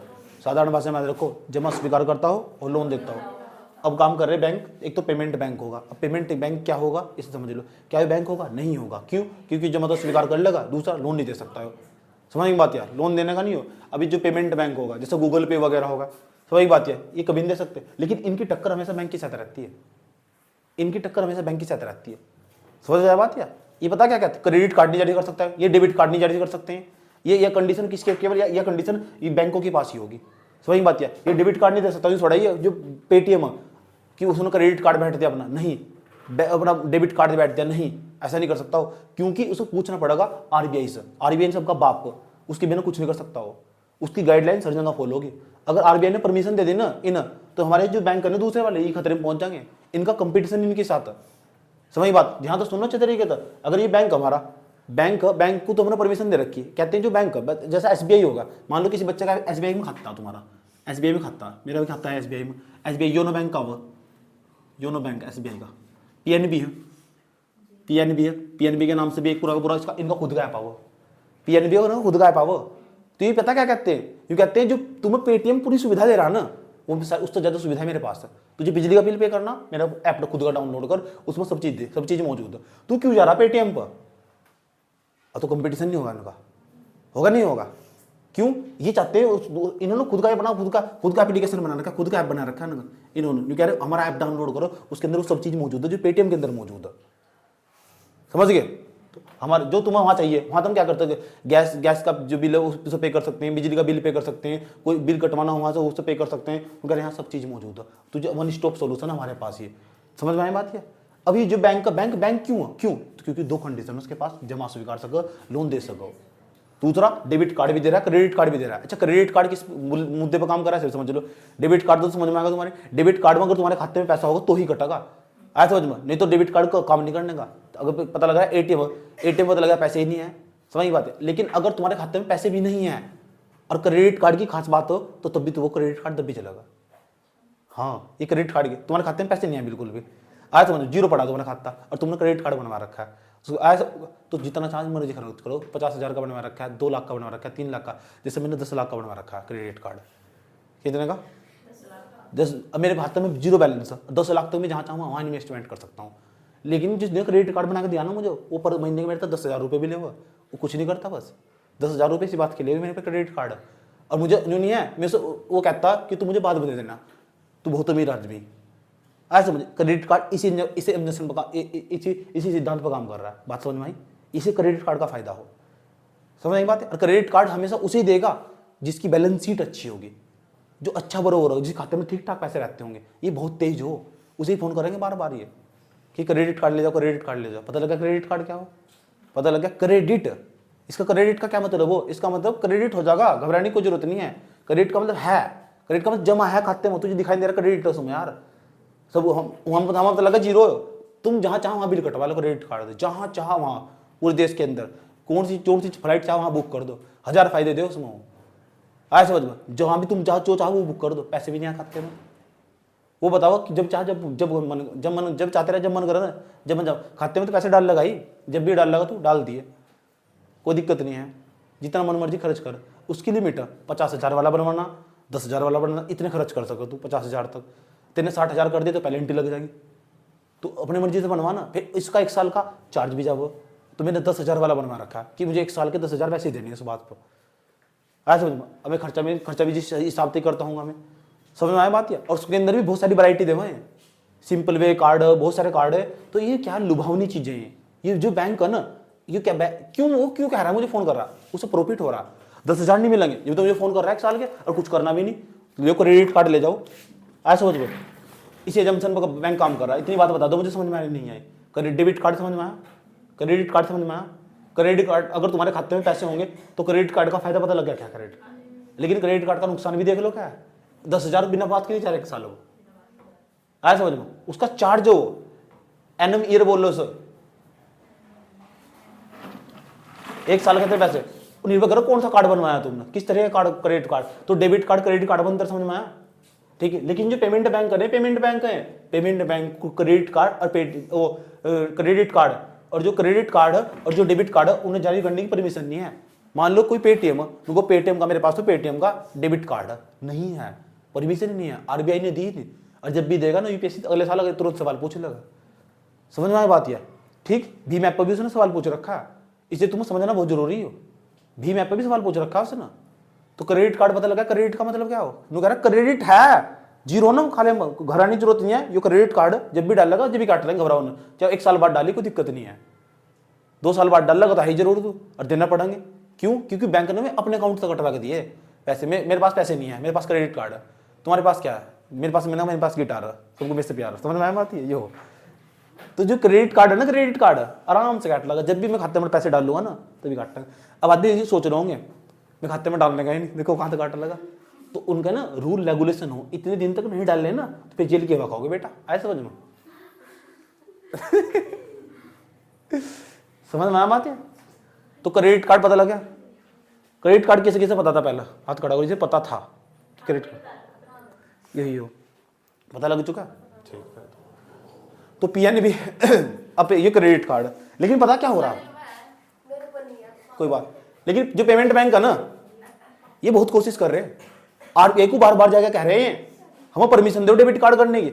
अगर बताओ पेमेंट बैंक को, पेमेंट बैंक का जो पेटीएम हुआ, ये हुआ, गूगल पे हुआ, अगर फोन पे हुआ, अगर इन क्रेडिट कार्ड की, अगर डेबिट कार्ड की परमिशन मिलेगी, आया समझ में, तो ये समझ जाओ, और इनकी परमिशन मिली तो ये समझ जाओ फिर बैंक का कोई काम नहीं है। तो भाई भारतीय बैंक है ना, जिसे रीढ़ की हड्डी कहते हैं अर्थव्यवस्था की, इन्हें समस्या खड़ी हो जाएगी, इनके पास नहीं आने का फिर कोई भी। क्यों? जमा तो स्वीकार कर ही रहे हैं, फिर दिक्कत ही क्या है। लेकिन ये क्या है, जो पेमेंट बैंक, बहुत सारे पेमेंट बैंक, अमेजन वालों ने अपना बना दिया। जब मैंने बैंक बन कहता हूँ ना, तो चलो इन्हें भले क्रेडिट कार्ड जारी करने की परमिशन नहीं दी, लेकिन ये भी बड़े खतरनाक। मैं जाता हूँ ना, मैंने कोई आइटम खरीदा है, ऐसे बजबा, जैसे मैंने आइटम खरीदा कि मैंने बुक ऑर्डर कर दी, कोई भी आइटम खरीदा तो लास्ट में जाकर पता लगा डेबिट कार्ड चाहिए, मेरे पास डेबिट कार्ड नहीं है, क्रेडिट कार्ड चाहिए, मेरा क्रेडिट कार्ड भी नहीं है, 20 ऑप्शन देंगे नीचे, बड़ी तेज है। और मैं ऑप्शन चेक कर रहा था, उसमें एक नाम आया, लिखा पे लेटर, कह रहा है पे बाद में कर देना, अभी खरीद ला। यहां तक की भी सुविधा दे रहे हैं, पे लेटर, तो एक प्रकार का क्रेडिट कार्ड ही होगा। कितनी मैंने कहा ये क्या कर रहे हैं, बार बार छटपट आ रहा है, क्योंकि हम क्रेडिट कार्ड डेबिट कार्ड की परमिशन दे दी जा आरबीआई के द्वारा, और जहां इनके पास डेबिट कार्ड और क्रेडिट कार्ड आया तो जिन समझ जाओ टक्कर उनकी साथ की बैंक की, आया समझ लो। और बैंक साफ साफ कह रहा है, प्रत्येक बैंक का खुद का ऐप, प्रत्येक बैंक का खुद का ऐप, उसे डाउनलोड करो, उसमें ओटीपी आगा, यू कह रहा बैंक कहता, यू कह रहा उसके पास पेटीएम के क्यों धक्के खाने जा रहा तू, भीम ऐप में क्यों जा रहा तू, वहां क्यों जा रहा, मेरा खुद का ऐप, वो जो जितनी सुविधा देगा मैं तुझे सुविधा दूंगा। तो इनका कंपटीशन एक दूसरे के साथ, ये इसकी एक दूसरे के साथ कंपटीशन कर रहे हैं। इसलिए ना ये जो पेमेंट बैंक है, पेमेंट बैंक लंबे समय तक इसलिए नहीं सर्वाइव कर पाएंगे, क्यों? क्योंकि दोनों परमिशन नहीं है ना, डेबिट कार्ड क्रेडिट कार्ड जारी परमिशन नहीं है, इसलिए घाटे में चले गए। अब पेटीएम जो कंपनी थी ना, गूगल पर डालकर देखना कितनी घाटे में चले गई वो। समझ बात है, जो पेमेंट है डूब, पेमेंट जो पेटीएम कंपनी थी वो डूबती जा रही है भैया, क्योंकि पेटीएम कर दो, पेटीएम करो। ऐसा समझ में एक ऐड आता था, छोटे गूगल पे है ना, ऐसा समझ में, वो गूगल पे वही तो पेमेंट बैंक हो, आया समझ में। अब छोटे की बोलना, छोटे की छुट्टी होने वाली है, समझ में आई बात है, क्योंकि वो कभी बैंक नहीं बन सकता। समझ में आई बात है, तुम कितनी कोशिश कर लो, सोनू फिर थोड़ा बन जाओगे, ऐसा समझ में। कितने तो तुम क्या करो, छटपटा रहे हो तुम हम भी ऐसे बन जाएंगे तो छटपटाओ, कोई दिक्कत नहीं है ए यहां देख लो क्या है, ये मुंह बंद कर लो, मक्खी घुस जाएगी इतनी से पूरी। क्या कर रही, बात समझ में आई? समझ में आ रहा? ठीक, तो बताओ जितने पेमेंट बैंक है, चाहे गूगल पे हो, लेकिन जोर तो मार रहे हैं। मैंने तुम्हें बताया, देखो जब जैसे तुम कुछ खरीदने जाओगे ना, आइटम खरीदने जाओगे, अभी मैं तुम्हें कुछ ऑर्डर करके दिखाता हूँ, और देखो ऑर्डर करना, उसके नीचे पे लेटर आगा, पे लेटर कह रहा अभी खरीद ला, बाद में दे देना। देखें तुम ना, अभी दिखाता हूँ, बताओ क्या ऑर्डर करेंगे, तुम्हारे सामने करके दिखाता हूँ सारा का। पेटीएम भी मेरे पास मौजूद है, तुम्हारे पास क्या है? मेरे पास गिटार, आ जाओ देखो, पेटीएम PY, देखो मेरे पास पेटीएम है, मैंने खोल लिया पेटीएम।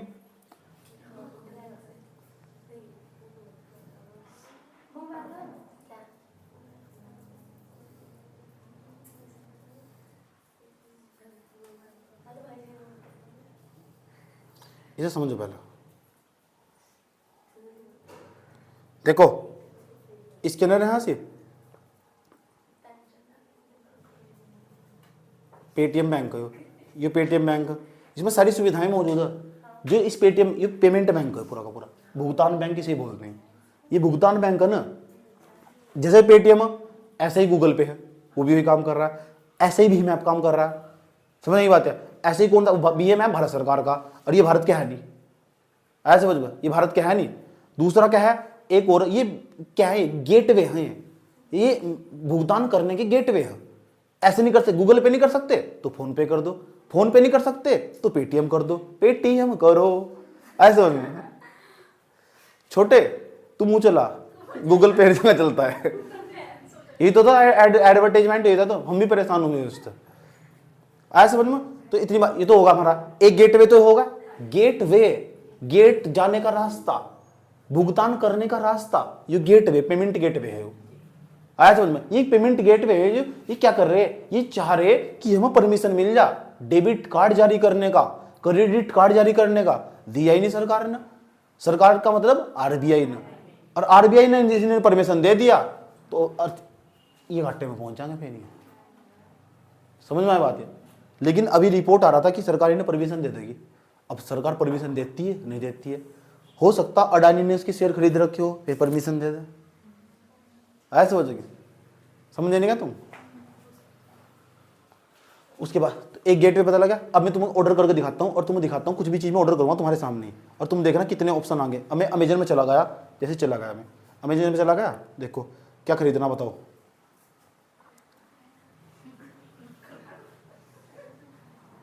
मैं ठहरा इकोनॉमिक्स का आदमी, बुक खरीदता हूँ कोई, ठीक, इकोनॉमिक्स बुक फॉर UPSC, नीचे लगा इकोनॉमिक्स बुक्स फॉर UPSC, इसमें चला गया, मुझे बुक खरीदनी है। ये बुक खरीदनी 499 बुक है, नीचे बाय नाउ आ रहा है, इस सब पे ही आता होगा। घर बैठ के जितने भी लहंगे तुम्हें ऑर्डर करे ऐसे तो करे, आ जाओ। यहाँ नंबर मांग रही है, इसमें नंबर भी डाल दिया मैंने, चलो कंटिन्यू कर दिया। उन्होंने कह रहे इसके अंदर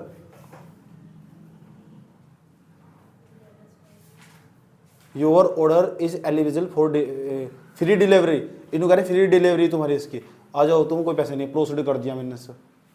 अब ये कह रहे हैं कि यहाँ नंबर डाल लो अपना, चलो नंबर भी डाल दिया। OTP मांग रहे हैं, OTP, मेरे मोबाइल फ़ोन बजाएगा, और जैसे मैं ओके करूँगा ना यहाँ से, अब पे करने पर जाऊँगा मैं ओके करूँगा तो देगा डेबिट कार्ड से पे करना चाहते हो, अभी पे करना चाहते हो, अभी नहीं करना चाहते हो तो पे लेटर का ऑप्शन दे देने नीचे। नु कह रहे पे ना खरीद लो, अभी बाद में दे दियो, कोई दिक्कत नहीं है, तुम बहुत खरीदते हो। समझ में आया बात ये?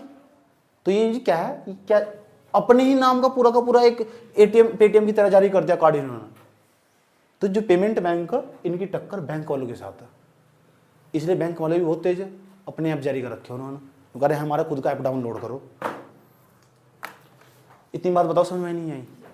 लेकिन पेमेंट बैंक है ना, भुगतान बैंक जिसे बोलते हैं, वो कभी बैंक नहीं बन सकता। समझ में आया बात है? क्योंकि अगर बैंक उसे जब भी कहेंगे जब वो दो काम करता होगा, जमा स्वीकार करता होगा, ऋण भी देता होगा। समझ में आई बात है? गूगल पे तुम्हें लोन दे देगा, आया समझ में? जिस दिन लोन दे दिया ना तो बैंक की कैटेगरी में पहुंच जाएगा वो। समझ में आया बात है? तो कोई भी बैंक तब कहलागा जब दो काम करता होगा, जमा स्वीकार करता होगा। आज तो बैंक 200 काम करते हैं। सही बात है। एक हमारा जमाना था जब मैंने बैंक में 2005 में अकाउंट खुलवाया था मैंने बैंक में। समझ बात है? सहकारी बैंक है, साइड में पड़ता बैंक में, पीएनबी में मेरा बहुत पहले खाता था। समझ बात? जब तो 2005 में तुम्हारी स्थिति क्या होगी सोच लो। तुम 2005 में कहाँ होगे? आधे मुझे लगा पैदा नहीं हुए थे, दिक्कत हो गए थे सब हो गए थे पैदा। 2 साल के थे आप, ठीक है तो ठीक। लड़की 2 साल की थी, 2 साल के तो कोई 3 साल का था। समझ?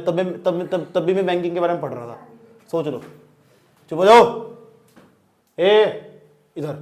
उसके बाद एक और तीसरे नंबर पर ये देखो बैंक है क्या? एन बी एफ और सी है। हाँ, इसे हम लोग भी कह सकते हैं एन बी आई। दिन एडिटोरियल में सुनते होंगे तुम इनका नाम, एन बी एफ आई। इसका मतलब क्या हो? Non banking finance company. Banking का नाम तो उसमें भी आ रहा है, NBFI, non banking financial institution. अच्छा, इसका मतलब नॉन बैंकिंग, इसका मतलब गैर बैंकिंग वित्तीय कंपनी। बैंकिंग वित्तीय कंपनी। अब तुम बताना ये कोई बैंक का क्या? नहीं, बैंक नहीं है वो। कंपनी क्या? कंपनी भी नहीं है वो, लेकिन बैंक की तरह काम करती है, लेकिन बैंक नहीं है। हैं? क्या कहना चाह रहे हैं आप? बैंक की तरह, चुप हो जाओ, बैंक की तरह काम करती है लेकिन बैंकिंग नहीं है। अब मैं तुम्हें नाम पूछता हूं, तुमने इसका नाम सुना है? ठीक है, तुम बताना इसका नाम तुमने सुना है? अरे इन्होंने भारत की अर्थव्यवस्था संभाल रखी। सुन लो, देखो, नॉन बैंकिंग फाइनेंस कंपनी, नाम ही लिखा फाइनेंस कंपनी, नॉन बैंकिंग गैर वित्तीय। एक बात बताओ, होम क्रेडिट का नाम किसने सुना? हाथ खड़ा करो। होम क्रेडिट का नाम, होम क्रेडिट का नाम नहीं सुना तुमने? सुना ही नहीं यार, बड़ी जगह। होम क्रेडिट का नाम सुना? ठीक है। दूसरा, बजाज फाइनेंस का नाम किसने सुना? बजाज फाइनेंस का नाम, ठीक। 1 2 3 4 तेने भी सुना बजाज फाइनेंस का नाम सुना, इसके बारे में और कुछ नहीं पता? अच्छा, दूसरा, अभी तुम्हारे समझ में आने का। दूसरे नंबर पर समझाओ, एक और नाम बोलूंगा, बताना नाम सुना तुमने? HDFC बैंक हो? अब तो बैंक हो, पहले बैंक नहीं, पहले HDFC non banking finance company हुआ करता था। अच्छा, अभी सुनते रहना, ध्यान लगाकर। अच्छा, इसका नाम, चुप हो जाओ, कोटक महिंद्रा बैंक हो? कोटक महिंद्रा नाम सुना है? अब तो बैंक हो, कोटक महिंद्रा बैंक। ये पहले नॉन बैंकिंग फाइनेंस कंपनी हुआ करता था। कहना क्या चाह रहे हैं आप? आसान आसान, बजाज वाले। अच्छा, ये नहीं सुना? इतना तो सुना ही होगा कि जब हम ना कोई नया आइटम खरीदने जाते हैं, जैसे मोबाइल फ़ोन खरीदने चले गए, जैसे लड़की मोबाइल फ़ोन खरीदने चले गई, जैसे मोबाइल फ़ोन का बहुत शौक है, इसकी बाबू सोना नाराज हो गए कि तेरा मोबाइल फ़ोन में साफ नहीं दे, वीडियो कॉल में थोड़ी दिक्कत खड़ी हो रही है। समझ बात है? तो जब ये खरीदने चले गए, रोज़ की रोज़गार चले गए, फ़ोन पर बात करें, काजल परेशान होगी इससे। समझ में आई बात है? तो जब तो वहाँ जाकर पता चला फ़ोन तो 20,000 का, जिस पर बढ़िया वीडियो कॉल हो। समझ में आई बात है? फ़ोन तो 20,000 का, और मैडम सहीबा के पास 20,000 रुपये ही नहीं है। तो फिर इसे किसी ने बताया था इसके पड़ोस में कि जो काजल के पास टैब मौजूद है वो किस्तों पर लेकर आई थी। समझ में आई बात है? ये बात बताई थी, ये बात सुरसुरी इसके कानों में पड़ रखी थी, सुरसुरी। तो इसने बताया, काजल को फोन करा, तू किस तो लेकर आई थी? हाँ। उसने कैसे करवाया था? ये कहने लगी, वहां एक आदमी आया था, उन्होंने बुलाया था। वो कौन था? वो गहरी बजाज फाइनेंस वाला था वो। अच्छा, फाइनेंस करके दिया, फाइनेंस पे लिया, गाड़ी ली, स्कूटी खरीद दी, फाइनेंस पे खरीद दी। अच्छा, फाइनेंस किसने करा, पैसे कौन पे कर रहा है? तो ये जो बैंकिंग कंपनी है ना, उन्हें पैसे ना, जिसके यहाँ तो तुम आइटम खरीदते हो उसे तो पैसे चाहिए, तो उसे पैसे तुम नहीं देते। एक बाहर से व्यक्ति आया, उसकी कंपनी का व्यक्ति हो, वो क्या करा, तेरे पैसे मैं पे करूंगा। उसने कहा तू क्यों पे करेगा, तेरे तो पैसे वापस लूंगा लेकिन ब्याज दूंगा उन तो। जो फाइनेंस वाले ने, फाइनेंस कंपनी, यही तो फाइनेंस कंपनी, वही तो एनबीएफसी है। होम क्रेडिट वाले जो फाइनेंस वाले हैं, गांव गांव में आकर जो पैसे बांटते हैं, ऐसे समझो, बजाज वाला बजाज फाइनेंस करवा रखा, फाइनेंस कर देते हैं चीजों को, वैसे ले लिया किस्तों पर। मेरे पास जो टैब मौजूद था ना, वो भी मैंने किस्तों पर लिया। इतना देखो कितना गरीब हूं मैं, और तुम कहते हो मैं इतना अमीर हूं। दूसरा, मेरे पास 68,000 का जो फोन था ना, ये भी मैंने किस्तों पर लिया। अब तक इसकी किस्त चल रही, 6,000 रुपए की किस्त जा रही। कितने की? 90 ना, वो तो नगद कैश लिया था, वो किसी और ने दिलाया था ना।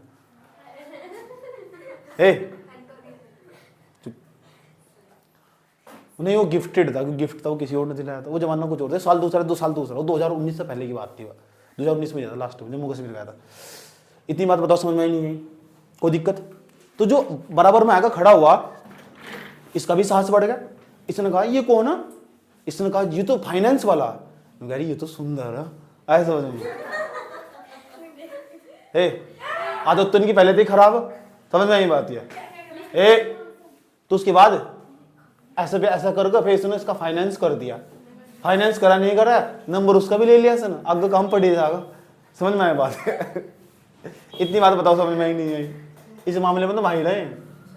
चलो, नॉन बैंकिंग फाइनेंस कंपनी पता लग चुकी, दूसरा साइड में खड़ा हो चुका, लेकिन इस तरह पैसे लेगा, फ्री बन देने का, इस तरह पैसे लेगा। वो क्या करेगा, ब्याज काटेगा, इसी खाते में तो किस्त काटेगा। इसी खाते में पड़े होते भी 5,000 रुपए। इसने कहा कि अगले महीने जाएंगे, ऐसे फोन चाहिए है भी। समझ बात है? तो इसके पास ऑप्शन था, बजाज फाइनेंस वाले तो फाइनेंस करवा लो, 3-3 हज़ार की महीने की किस्त देगी, 20,000 का फोन करने के लिए। फिर इसके अपने बाबू सोना से बात करेगी ना, वो धीरे धीरे अपने आप खाते में डाल देगा उसने, धीरे धीरे। ठीक है नहीं, ये बढ़िया जुगाड़ है। इतनी बात बताओ, समझ में आई नहीं? तो फिर धीरे धीरे आज घर जाके वीडियो कॉल करी और 2-4 हाथ तेल आए, 20,000 तुरंत डाल दिए उन्होंने, तो क्या दिक्कत थी? ठीक। अक्का जल की बात पता लगी, से बहुत चिड़न हुई, नुगारी अब मैं भी ये करूंगी, पढ़ाई पूरी छोड़ दो। जब 2 हाथी लेने दे 20,000 है, दिक्कत क्या? यहाँ तो सारा बैंकिंग ही फैल है। समझ में आया? तो टैलेंट भारतीय महिलाओं में पाया जा, देखो। इतनी बात बताओ, समझ में आई नहीं? समझ में आ चुका? तो इसका मतलब जो इस लड़की के पास जो आया था, जिसने इसकी हेल्प करी, वो कौन सी कंपनी से आया था? फाइनेंस, सिर्फ फाइनेंस करती है। क्या उसके पास ये सुविधा कि जो तुमने पैसा दिया वह स्वीकार कर लेगी? ऐसे क्यों बैंक पैसे स्वीकार थोड़ा ही करेगी वह? तुम जाओ खाता खुलाओगे, उसके पास तुम पैसे डिपॉजिट करती है। तो जो गैर बैंकिंग वित्तीय कंपनियां हो ना, वे पैसे स्वीकार नहीं करती, जमा स्वीकार नहीं करती, लेकिन लोन देती है। इसलिए वो बैंक नहीं है, इसलिए नाम शुरू में लिखा हुआ गैर बैंक। ऐसे गैर तो समझ गया हूँ, गैर दुश्मन ना करे गैरों ने जो काम किया है, उम्र भर का इंजाम दिया है, तूफान पे छोड़ के हमको साहिल पे आ गए। बताओ, इतनी बात समझ में ही नहीं आई? कोई दिक्कत? तो जिसके सामने गैर लग गया वो बैंकिंग नहीं है, गैर बैंकिंग वित्तीय कंपनियां। बात समझ में आ रही? इतने छोटे छोटे उदाहरण दिए जा रहे, अगर अब भी समझ में आया ना तो तुम हो वोट। इतनी बात बताओ, समझ में ही नहीं है? इससे सरल सस्ता उदाहरण कभी नहीं हो सकता। उसके बाद तो चलो भाई, अब सवाल है कि भारत के अंदर ना इनका परफॉर्मेंस कैसा है, इनकी परफॉर्मेंस की बात करते हैं। तो भारत के अंदर आज मार्केट के अंदर कहीं भी कुछ भी चीज खरीदने चले जाओ तुम। अभी मैं ना मोबाइल फोन खरीदने चला गया, अपने पापा के लिए मैं मोबाइल फोन खरीदने चला गया, और जब मैं दुकान पर जाकर खड़ा हुआ ना, तो दुकान पर ना साइड में काउंटर की बराबर में एक होम क्रेडिट वाला और एक बजाज फाइनेंस वाला 24 घंटे अवेलेबल है। ये कह रहा तुम पैसे नहीं है क्या, 0 बैलेंस पर 1 भी रुपया नहीं जमा करना, बस किस्त महीने वाइज तुम ही देनी, 1 भी रुपया नहीं जमा करना, हम सब अपने खाते दे देंगे। ये नॉन बैंकिंग फाइनेंस कंपनी कहती है। खरीदो तुम जो खरीदना, तुम गोल्ड खरीदना ना, गोल्ड वाली अलग, मथूट फाइनेंस नाम है जिसका, वो गोल्ड पे लोन देती है। तो बहुत सारी कंपनियां काम कर रही है, एनबीएफसी बहुत सारी, सैकड़ों एनबीएफसी काम कर रही, नॉन बैंकिंग फाइनेंस कंपनियां काम कर रही, और ये ना भारत के अंदर लगभग 30% लोन यही प्रोवाइड करवा रही। सोच सकते हो कितना बड़ा सेक्टर, पूरे भारत में जितना भी लोन बांटे जा रहा है ना, उसके अंदर 30% कॉन्ट्रीब्यूशन इनका ही है। बैंकों को भी फेल कर रही हैं। समझ में आया बात यह, लेकिन अच्छा काम कर रही हैं। भारत की अर्थव्यवस्था में ठीक ठाक योगदान है इनका, तो भारत सरकार इनके लिए अलग से कुछ ना कुछ करती रहती है। सही बात है, भारत सरकार चाहती है इन्हें बढ़ावा दिया जाए। क्यों? क्योंकि जो है ना, ये भी फ़ोन खरीद सके, वह भी फ़ोन खरीद सके, ये भी फ़ोन खरीद सके। सही बात है, कहीं 20,000 यही कमाएंगे, सब कमाओ, क्या दिक्कत हो रही? इतनी बात बताओ समझ, तुझे बुरा तो नहीं लग रहा इस तरह का? ठीक,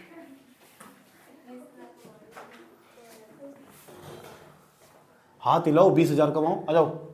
तो गैर बैंकिंग वित्तीय जो कंपनियां हों, गए चुप हो जाओ, मीनू चुप हो जाओ, तो 40,000 कमाई क्या?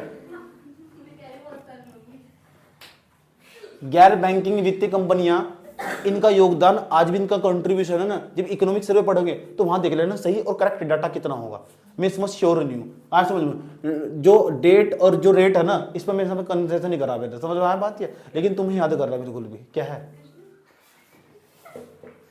तो जो गैर बैंकिंग वित्तीय कंपनियां, इनका कंट्रीब्यूशन समझ में आया, क्या काम करती हैं।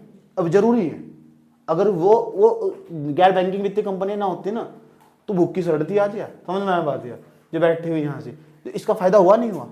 इसे बचाया किसने बचाया सर? उसने बचाया जो बजाज फाइनेंस वाला आया था।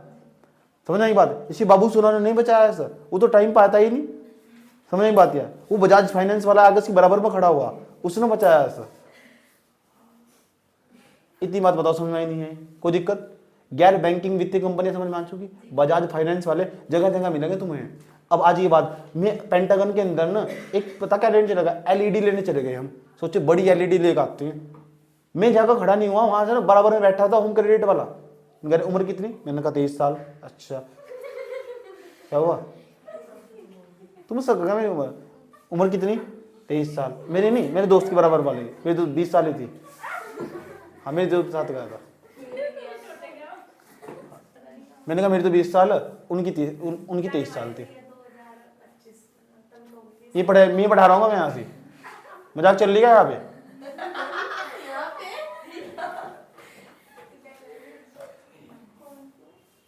इतनी बात तो समझ में नहीं आई। दूसरी खास बात, अच्छा ये बताओ, उसके बाद बेबराबर जाकर खड़ा हुआ, एलईडी तो बाद में देंगे, कह रहे हैं बताओ जी फाइनेंस करवाओ। मैंने कहा यार जरूरी थोड़ा है ना फाइनेंस करवाएंगे, कैश भी तो ले सकते हो, क्योंकि आजकल कोई कैश लेता नहीं। मैंने कहा तो हम बेवकूफ चप्पलों मारे तो ऐसे अगर हम कैश नहीं ले सकते बिल्कुल भी। मैंने धमका दिया उसे, मैंने कहा हर चप्पलों मारने वाला इंसान जरूरी थोड़ा है ना कैश नहीं ले सकता। मैंने तुरंत निकाल लिया 30,000 रुपये, मैंने कहा देख ले कैश दे, अभी दे तू, अभी खड़ा कर। तू कह रहा आजकल किसी की औकात की बात नहीं होती। मैंने कहा औकात की बात ना कर दिए, पूरा मोल खरीद लूंगा, बड़ा हो गया। इतनी बात बताओ, समझ में नहीं आई थी। होम क्रेडिट वाले के साथ लड़ाई बच गई इस तरह करके, फिर मैं अपने दोस्त को बड़ी मुश्किल से खींच कर लेगा, लड़ाई को बजी मेरे के साथ। बताओ, मैंने तो समझाया भी एनबीएफसी का, तो मेरा दोस्त पता क्या कह रहा, गाड़ी दे कह रहा वो चाहे उसकी माँ का हो, हमें क्या लेना चाहे एनबीएफसी का चाहे एनबीएफआई का, उसे भी सही कहते हैं। इतनी बात बताओ, समझ में नहीं है। ठीक, उल्टा बोल लगा तो कह रहा पीटेगा, चाहे कोई सी कंपनी का हो। मैंने कहा भाई गैर बैंकिंग वित्तीय कंपनी का हो, रहने दे, उसकी समझ में नहीं आता क्या हो रहा है। समझ गया ना? पता लगे तुम्हें कहाँ मिलेंगे, एनबीएफसी वाले पता लगे कहाँ मिलेंगे, पता लगे ना कहाँ मिलेंगे। कोई प्रॉब्लम है यहाँ तक बताओ। 3 चीज समझे मैंने तुम्हें, bank, payment bank, NBFC. NBFC को एनबीएफआई भी कह सकते हैं। इतनी बार बताओ, समझ में नहीं आई कोई दिक्कत? तो भारत के अंदर इनका कॉन्ट्रीब्यूशन है, भारतीय अर्थव्यवस्था योगदान 30% जितना भी लोन मांगता जा रहा है ना, 30% लोन यही दे रहे। लेकिन ये ना बड़े बदतमीज है, ये उसे देंगे लोन जो कुछ आइटम खरीद रहा होगा। ये एनबीएफसी ना एग्रीकल्चर में लोन नहीं दे रहे। अब भारत सरकार पूरा प्रयास कर रही है, ओ भाई एनबीएफसी वालों, बजाज वालों, वो खेती में जो हानो जो रामफल वो जो सब्जी उगा रहा उसे बेचारों को लोन देते जाएगा। समझ गए? तो भारत सरकार चाहती है ना ये हर सेक्टर में लोन प्रोवाइड कर, ये मानते नहीं बिल्कुल भी। कह रहे हैं किसान में विश्वास नहीं है, अगली बार फसल अगर सूखा पड़ गया तो उसकी फसल बर्बाद हो जाएगी, तो मेरे पैसे नहीं आने के, पैसे डूब जाएंगे मेरे। समझ गए? तो ये प्रयास करा जा रहा है कि हर सेक्टर में लोन मांगते हैं, और खासकर प्राइमरी सेक्टर में। तो यहाँ प्राइमरी सेक्टर में लोन मांगते नहीं, तो उसके लिए सरकार कुछ ना कुछ करती रहती है। तो सरकार पता क्या चाहती है सर, अलग अलग सिस्टम बना दिए। औद्योगिक क्षेत्र में लोन ये देगा, आइटम्स वाला लोन ये देगा, एग्रीकल्चर में ये देगा, अलग अलग क्षेत्र बना रखे हैं इसने। जैसा IBDI बना रखा है, वो इंडस्ट्रियल क्षेत्र में, औद्योगिक क्षेत्र में लोन देता। ये हम बैंक के अंदर आगे ही पढ़ेंगे, डोंट वरी। बस ये 3 चीज बताओ, समझ में आई नहीं? बैंक, पेमेंट बैंक, और जो तीसरे नंबर पर NBFC। कोई दिक्कत यहाँ तक? ठीक, पता लग गया कौन कौन सा बैंक हो, कौन कौन सा बैंक नहीं है? पता लग चुका है? इतनी डिबेट बहुत तुम्हारे जीवन काल में ज्यादा हो गया।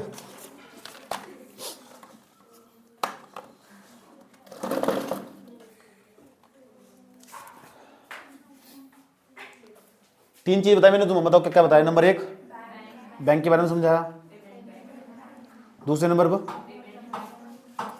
पेमेंट बैंक, तीसरे नंबर पर NBFC। ये तीनों मिलकर बनाते हैं हमारे, पता कौन सा सेक्टर? ये तीनों मिलकर एक सेक्टर बनाते हैं। उस सेक्टर का नाम है financial sector, formal financial sector, formal financial sector. इसका मतलब समझो क्या हो? इसे बोलते हैं संगठित वित्तीय क्षेत्र।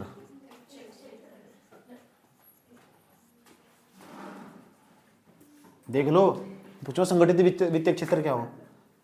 ये संगठित वित्तीय क्षेत्र हमारा फॉर्मल फाइनेंशियल सेक्टर है। जरूरत पड़ेगी तुम्हें इसकी, फॉर्मल फाइनेंशियल सेक्टर है। इसका मतलब बैंक और पेमेंट बैंक और NBFC ये मिलकर हमारा फॉर्मल फाइनेंशियल सेक्टर बनाते हैं, संगठित वित्तीय क्षेत्र बनाते हैं। हो सकता है ये सवाल पूछ ले कि संगठित वित्तीय, जो हमारा फॉर्मल फाइनेंशियल सेक्टर, संगठित जो क्षेत्र, संगठित वित्तीय क्षेत्र, उसके अंतर्गत क्या क्या आएगा? बैंक आएगा, पेमेंट बैंक आएगा और NBFC आएगा। NBFC की पूरी नॉलेज हो चुकी, पेमेंट बैंक के बारे में निकाल कर बता दिया। इसका लिस्ट बहुत लंबा है, समझ। जैसे जैसे तुम्हारे पास ना तुम्हारी वित्तीय स्थिति थोड़ी सही होगी, ये भी सीख जाओगे, ये भी सीख जाओगे, ये भी सीख जाओगे। इस पर थोड़ा टाइम लगेगा, ये दोनों सीख जाओगे। जैसे तुम्हारी वित्तीय स्थिति सुधार आएगा, समझ में? यही बात है, मेरी वित्तीय स्थिति ठीक रही तो मुझे ज़्यादा प्रॉब्लम नहीं होती। जब पढ़ना नहीं पड़ता सब चीज़ वहीं से पता लगती रहती है। और मुझे नहीं लगता तुम्हारी वित्तीय स्थिति कितनी खराब होगी, इसे चलाना सीख जाओगे। मेरे फोन में ठाक कुछ भी ऑर्डर कर देना, ठीक है? समझ यही बात है, कुछ भी ऑर्डर कर लेना, कुछ भी खरीद लेना, जो तुम्हारी मर्जी हो, ठीक है? क्योंकि इसमें पैसे ही नहीं है, ठीक। तो संगठित क्षेत्र, फॉर्मल फाइनेंशियल सेक्टर पता लग चुका क्या हो। लेकिन एक दूसरा सेक्टर भी है जिसे हम असंगठित क्षेत्र कहते हैं। अब जो ठेले वाले, उनका ना तो कोई घर है, पैसा भी कमा रहे हैं, तो वही बात है। तो वहां ना जो धन्ना सेठ, वहां वे काम करते हैं, असंगठित क्षेत्र। तो ये तो फॉर्मल फाइनेंस सेक्टर है हमारा, संगठित क्षेत्र। असंगठित क्षेत्र किसे कहते हैं? जो ठेले वाला, जो छोले बेच रहा, जो चाट बेच रहा, ऐसे मतलब जो छोटे छोटे इंडस्ट्री लगाकर वहाँ कपड़ों की दुकान लगा रखी जिसने, वो जिसकी डेली इनकम है, जिसकी डेली की, जो डेली सब्जी बेच रहा बैठ, समझे? जिन्हें ठेला लगा रखा, वो असंगठित क्षेत्र में आगा। संगठित क्षेत्र में असंगठित क्षेत्र में आगा हो, और शोषण उसका हो रहा है, शोषण हो रहा है उसका, उसे जानकारी नहीं है। वो आज भी जो लोन ले रहा है ना, वो बैंक के पास नहीं जाता आज भी लोन लेने ना, ऐसा समझ। वो ना पेमेंट बैंक के पास नहीं जाता, उसे NBFC तो इस पर कोई मतलब नहीं है, वो तो इनका यूज भी नहीं करता। तो वही बात है, और इनका यूज भी नहीं करता। वो आज भी ना उसकी जान पहचान में कोई बहुत बड़ा पीठ की मंडी है, उसके अंदर भी बहुत बड़ा आदमी, उससे लोन लेने जाओ, वो बैंक के पास नहीं जाता। और बैंक इन्हें लोन देने का भी नहीं, बैंक इन्हें लोन देने का भी नहीं। क्यों देने का? इनकी बैलेंस शीट खराब हो। दूसरा, बैंक को जो लोन जब देगा जब उसके पीछे कोई संपत्ति हो, ऐसा समझे। किस पर लोन दूं? अगर तेने मेरा लोन नहीं चुकाया तो कम से कम इसे बेच तो दूंगा मैं, बैंक कहता है। सर किस चीज़ पर लोन दे दूंगा? जैसे मेरे पास ये कड़ा मौजूद है, ऐसा समझे, मेरे पास ये कड़ा, मेरे पास कड़ा मौजूद है, तो वही बात, मैंने कहा सोने का कड़ा, मजाक की बात थोड़ा ही है, चुप हो जाओ। मेरे पास सोने का कड़ा है, तो ये मेरे पास कड़ा मौजूद है, तो मैंने कहा गिरवी रख दो, मुझे लोन दे दो, उसको लोन प्रोवाइड। तो इसकी एनालिसिस करेगा वो, इसकी कीमत कितनी है, और उसकी कीमत के हिसाब से कम लोन देगा फिर मुझे, क्योंकि मेरे पास गिरवी रखने को कुछ है, तो डॉक्यूमेंट्स पूरे मेरे, समझ बात है। आधार कार्ड दूंगा तब दे दूंगा, सर लोन दे देगा इसके संपर्क में। जो असंगठित क्षेत्र में लोग काम कर रहे हैं ना, उन्होंने लोन मिलने में बड़ी समस्या, लोन मिलने में बड़ी समस्या, बहुत समस्या। तो बैंक तो 100 सवाल पूछेगा, क्या चीज़ है तुम्हारे पास, अगर तुम पैसा नहीं लौटाए तो तुम्हारा हम क्या बेचेंगे। समझ में आ बात है। तो अभी ना अभी बहुत कुछ बाकी, और आम आदमी का बुरा शोषण हो रहा है। और जो धन्ना सेठ लोग हैं ना, पहले तो उन्हें लोन देते हैं, जाओ तुम अपनी खेती में ना अपने यहाँ खेती करो जाकर। अब क्या करेंगे, उस खेती जब उन पर लोन चुका ही नहीं जाता, उस खेती को ना उस सस्ते दाम पे उसे बेच देते हैं जिससे पैसे लेते। तो कह रहे अब ये मुझे दे दे, अभी वो कर्जे से बाहर नहीं निकला, इस तरह करके शोषण हो रहा है। अब सरकार क्या चाह रही, सरकार चाह रही असंगठित क्षेत्र में जितने भी लोग हैं ना, इन्हें ना बैंक से जोड़ा जा, बैंक से जोड़ा जा। और इसी संदर्भ में ना इसका प्रयास कभी काफी सालों तो चल रहा, काफी सालों तक। एक बार मैं मणिपुर गया था घूमने, मणिपुर में के अंदर संघाई इंटरनेशनल यूनिवर्सिटी, वहां से मुझे मार्कशीट मिली थी, समझ बात किया। तो जब डिस्टेंसिंग कोर्स करा था मैंने, तो मैं जब मणिपुर में घूमने चला गया ना, तो वहाँ मैं 3 दिन तक परेशान रहा। मैं वहाँ 3 दिन तक परेशान रहा। मुझे दूर दूर तक ना तो मेरे पास कोई कैश था, दूसरा वहाँ नेटवर्क बहुत कमजोर था, और तीसरी सबसे बड़ी खास बात थी वहाँ कोई ATM भी नहीं आया था। मैं पैसे कैसे निकालता, समझ। मैंने पता करा कि वहाँ दूर तो जो मणिपुर है ना, तो मणिपुर में एक लोकल कस्बा टाइप का था, पूरे कस्बे में घूम ले कहीं भी ATM नहीं है, ATM था नहीं, पेटीएम भी नहीं है, दूसरा वहाँ बिजली की व्यवस्था तक नहीं है। तो मुझे बड़ी दिक्कत हुई। तो मुझे समझ में आया अभी देश के अंदर ना तरक्की होनी बहुत ज्यादा बाकी, समझ में आई बात या। और दूसरा वहाँ लाइट भी नहीं है, तो बड़ी समस्या बिल्कुल। ठीक, अब तो वहाँ धीरे धीरे डेवलप हो चुका है। ये बात करीब 2018-19 के आसपास की बात है, समझ में आई बात ये। ठीक, तो 2019 में बहुत घूमा मैं। समस्या कहाँ, समस्या पता कहाँ, असंगठित क्षेत्र में जितने भी लोग काम कर रहे हैं ना, उन्हें बैंक से जोड़ना। इसे दूसरी भाषा में कहते हैं वित्तीय समावेशन को बढ़ावा देना। समावेशन बहुत प्रकार का हो, सामाजिक समावेशन, तो एक हो वित्तीय समावेशन। तो वित्तीय समावेशन का मतलब प्रत्येक व्यक्ति होना चाहिए कि प्रत्येक व्यक्ति बैंक चला जा। अब यूं नहीं है कोई बैंक कोई घूमने की जगह, वहां चक्कर हमारा घर आके चले गए, फंस जाओगे बालू तुम, तुम्हें जेल जाना पड़ेगा। कि बैंक कोई घूमने की जगह, बैंक कोई घूमने की जगह नहीं है। बैंक इसलिए जाना तुम पैसे, तुम बैंक को यूज करना सीख जाओ, बैंक का महत्व समझो। लेकिन आज की जनरेशन बहुत तेज है, वो तो बैंक से भी आगे निकल चुकी। मैं कह रहे बैंक में पैसा रखना आज की मूर्खता। बैंक में पैसा रखता, बैंक में पैसा रखते हैं पुराने लोग, आज उसके पास बहुत ऑप्शन है। वो शेयर मार्केट में जाएगा, म्यूचुअल फंड में जाएगा, तरह तरह के बॉन्ड में जाएगा, या इंटरनेशनल मार्केट में जाकर बॉन्ड खरीद देगा। आज उसके पास सारी सुविधा। जो नया युवा वर्ग, उसकी सबसे बड़ी खास बात है इस न्यू वर्ग के पास रिस्क लेने की क्षमता। सबसे बड़ी खास बात है वो जोखिम ले रहा है। जैसे तुम ना गवर्नमेंट जॉब की तैयारी नहीं करी, तुमने सोचा IAS की तैयारी कर, तुम जोखिम ले लिया, आया समझ में। और ये नहीं पता होगा नहीं होगा वो अलग बात है। सबसे बड़ी खास बात तुमने जोखिम लिया, समझ में आती है। तो जिसने भी जोखिम लिया ना, क्योंकि नहीं तो हमारा एजुकेशन सिस्टम हमें क्या प्रोवाइड करवा रहा, हमारा एजुकेशन सिस्टम हमें 4 चीज़ सिखा रहा है। नंबर फर्स्ट 10वीं पास करो, दूसरे नंबर पर 12वीं पास करो, 12वीं पास करने के बाद हम ना एक सेक्टर में भेज दिया जाएगा, दूसरे में क्या तो तुम पुलिस में चले जाओ, दूसरे नंबर पर क्या तुम आर्मी में चले जाओ, तीसरे नंबर पर क्या है कुछ नहीं हो तो ग्रुप D CB में कहीं कुछ भी हो, सरकारी हो, बस सरकारी लग जा। ये तो सिखा रहा हमें, इसलिए तुम बर्बाद हो चुके। इसके अलावा हमारा साइंटिफिक, हमें जो स्कूल में टीचर मिले ना, उन्होंने यही बात बताई कि फलानी सरकारी जॉब लग गई, और तमाम तरीके ढोल बजाएंगे। अब पूरा पापड़ बिट्टा गया, तो बच्चा क्या होगा, उसको प्रेरित होगा किस चीज के लिए, मेरी भी पुलिस में जॉब लगनी चाहिए। उसे बताया नहीं गया कि तुम सॉफ्टवेयर करके कोडिंग भी सीख सकते हो, डिकोडिंग भी सीख सकते हो, ग्राफिक्स का भी कोर्स हो, ऐसा समझ में, आर्टिस्ट भी बना जा सकता, सिंगर भी बना जा सकता, तबला वादक भी बन सकते हो, तुम हारमोनियम भी सीख सकते हो। तमाम प्रकार के सेक्टर मौजूद है। यहाँ तो कभी किसी ने काम करा ही नहीं। तुम साहित्यकारी बन सकते हो, तुम प्रोफेसर ही बन सकते हो, तुम टीचर ही बन सकते हो, तुम इस सब्जेक्ट में भी जा सकते हो। यहाँ तो किसी ने काम करा ही नहीं। बिना पढ़ाई करो भी तुम क्या क्या कमा सकते हो, इसमें 1000 ऑप्शन है पढ़ाई। क्योंकि हमारे सिस्टम ने ना, जो एजुकेशन सिस्टम है उसे तुम्हें गुलाम बना कर रख दिया।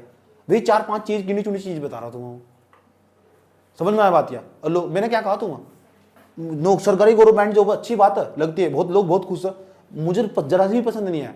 अब मैं उनसे बहुत ज्यादा खुश हूँ, अब मैं अपनी लाइफ पूरा एंजॉय करता हूँ पूरी मस्ती के साथ, मुझे जरा सी प्रॉब्लम नहीं होती, ऐसे समझ। और सबसे बड़ी खास बात है मैं आजाद हूं। तो ये किसकी कमी है, हम पीछे रह गए, क्यों? क्योंकि हमारे यहाँ का एजुकेशन सिस्टम बहुत कमजोर है, ठीक है ना। मेरे हिसाब से ना एजुकेशन सिस्टम ना इन दिस टाइम वेंटिलेटर, ठीक क्यों ना भी वेंटिलेटर पर काम वर्क कर रहा है, समझ में आया बात है। और एक तो ICU, एक हो CCU, तो इस CCU में काम कर रहा है अभी। सिखाया क्या रहे, ये तो सिखा रहे उत्तराखंड पढ़ो, हिंदी पढ़ो, रीजनिंग पढ़ो, थोड़ी सी कंप्यूटर पढ़ लो, और फिर पेपर देने चल लो, फिर घोटाला करके फिर घर बैठ जाओ। ये तो पढ़ाया जा रहा है। क्या पता जाएगा, डॉक्टर की तैयारी कर लो, इसके अलावा कभी सोचा नहीं उसने जाकर डॉक्टर। ये 5-6 चीजों की गिनी चुनी चीजों के अलावा और बता दो क्या है।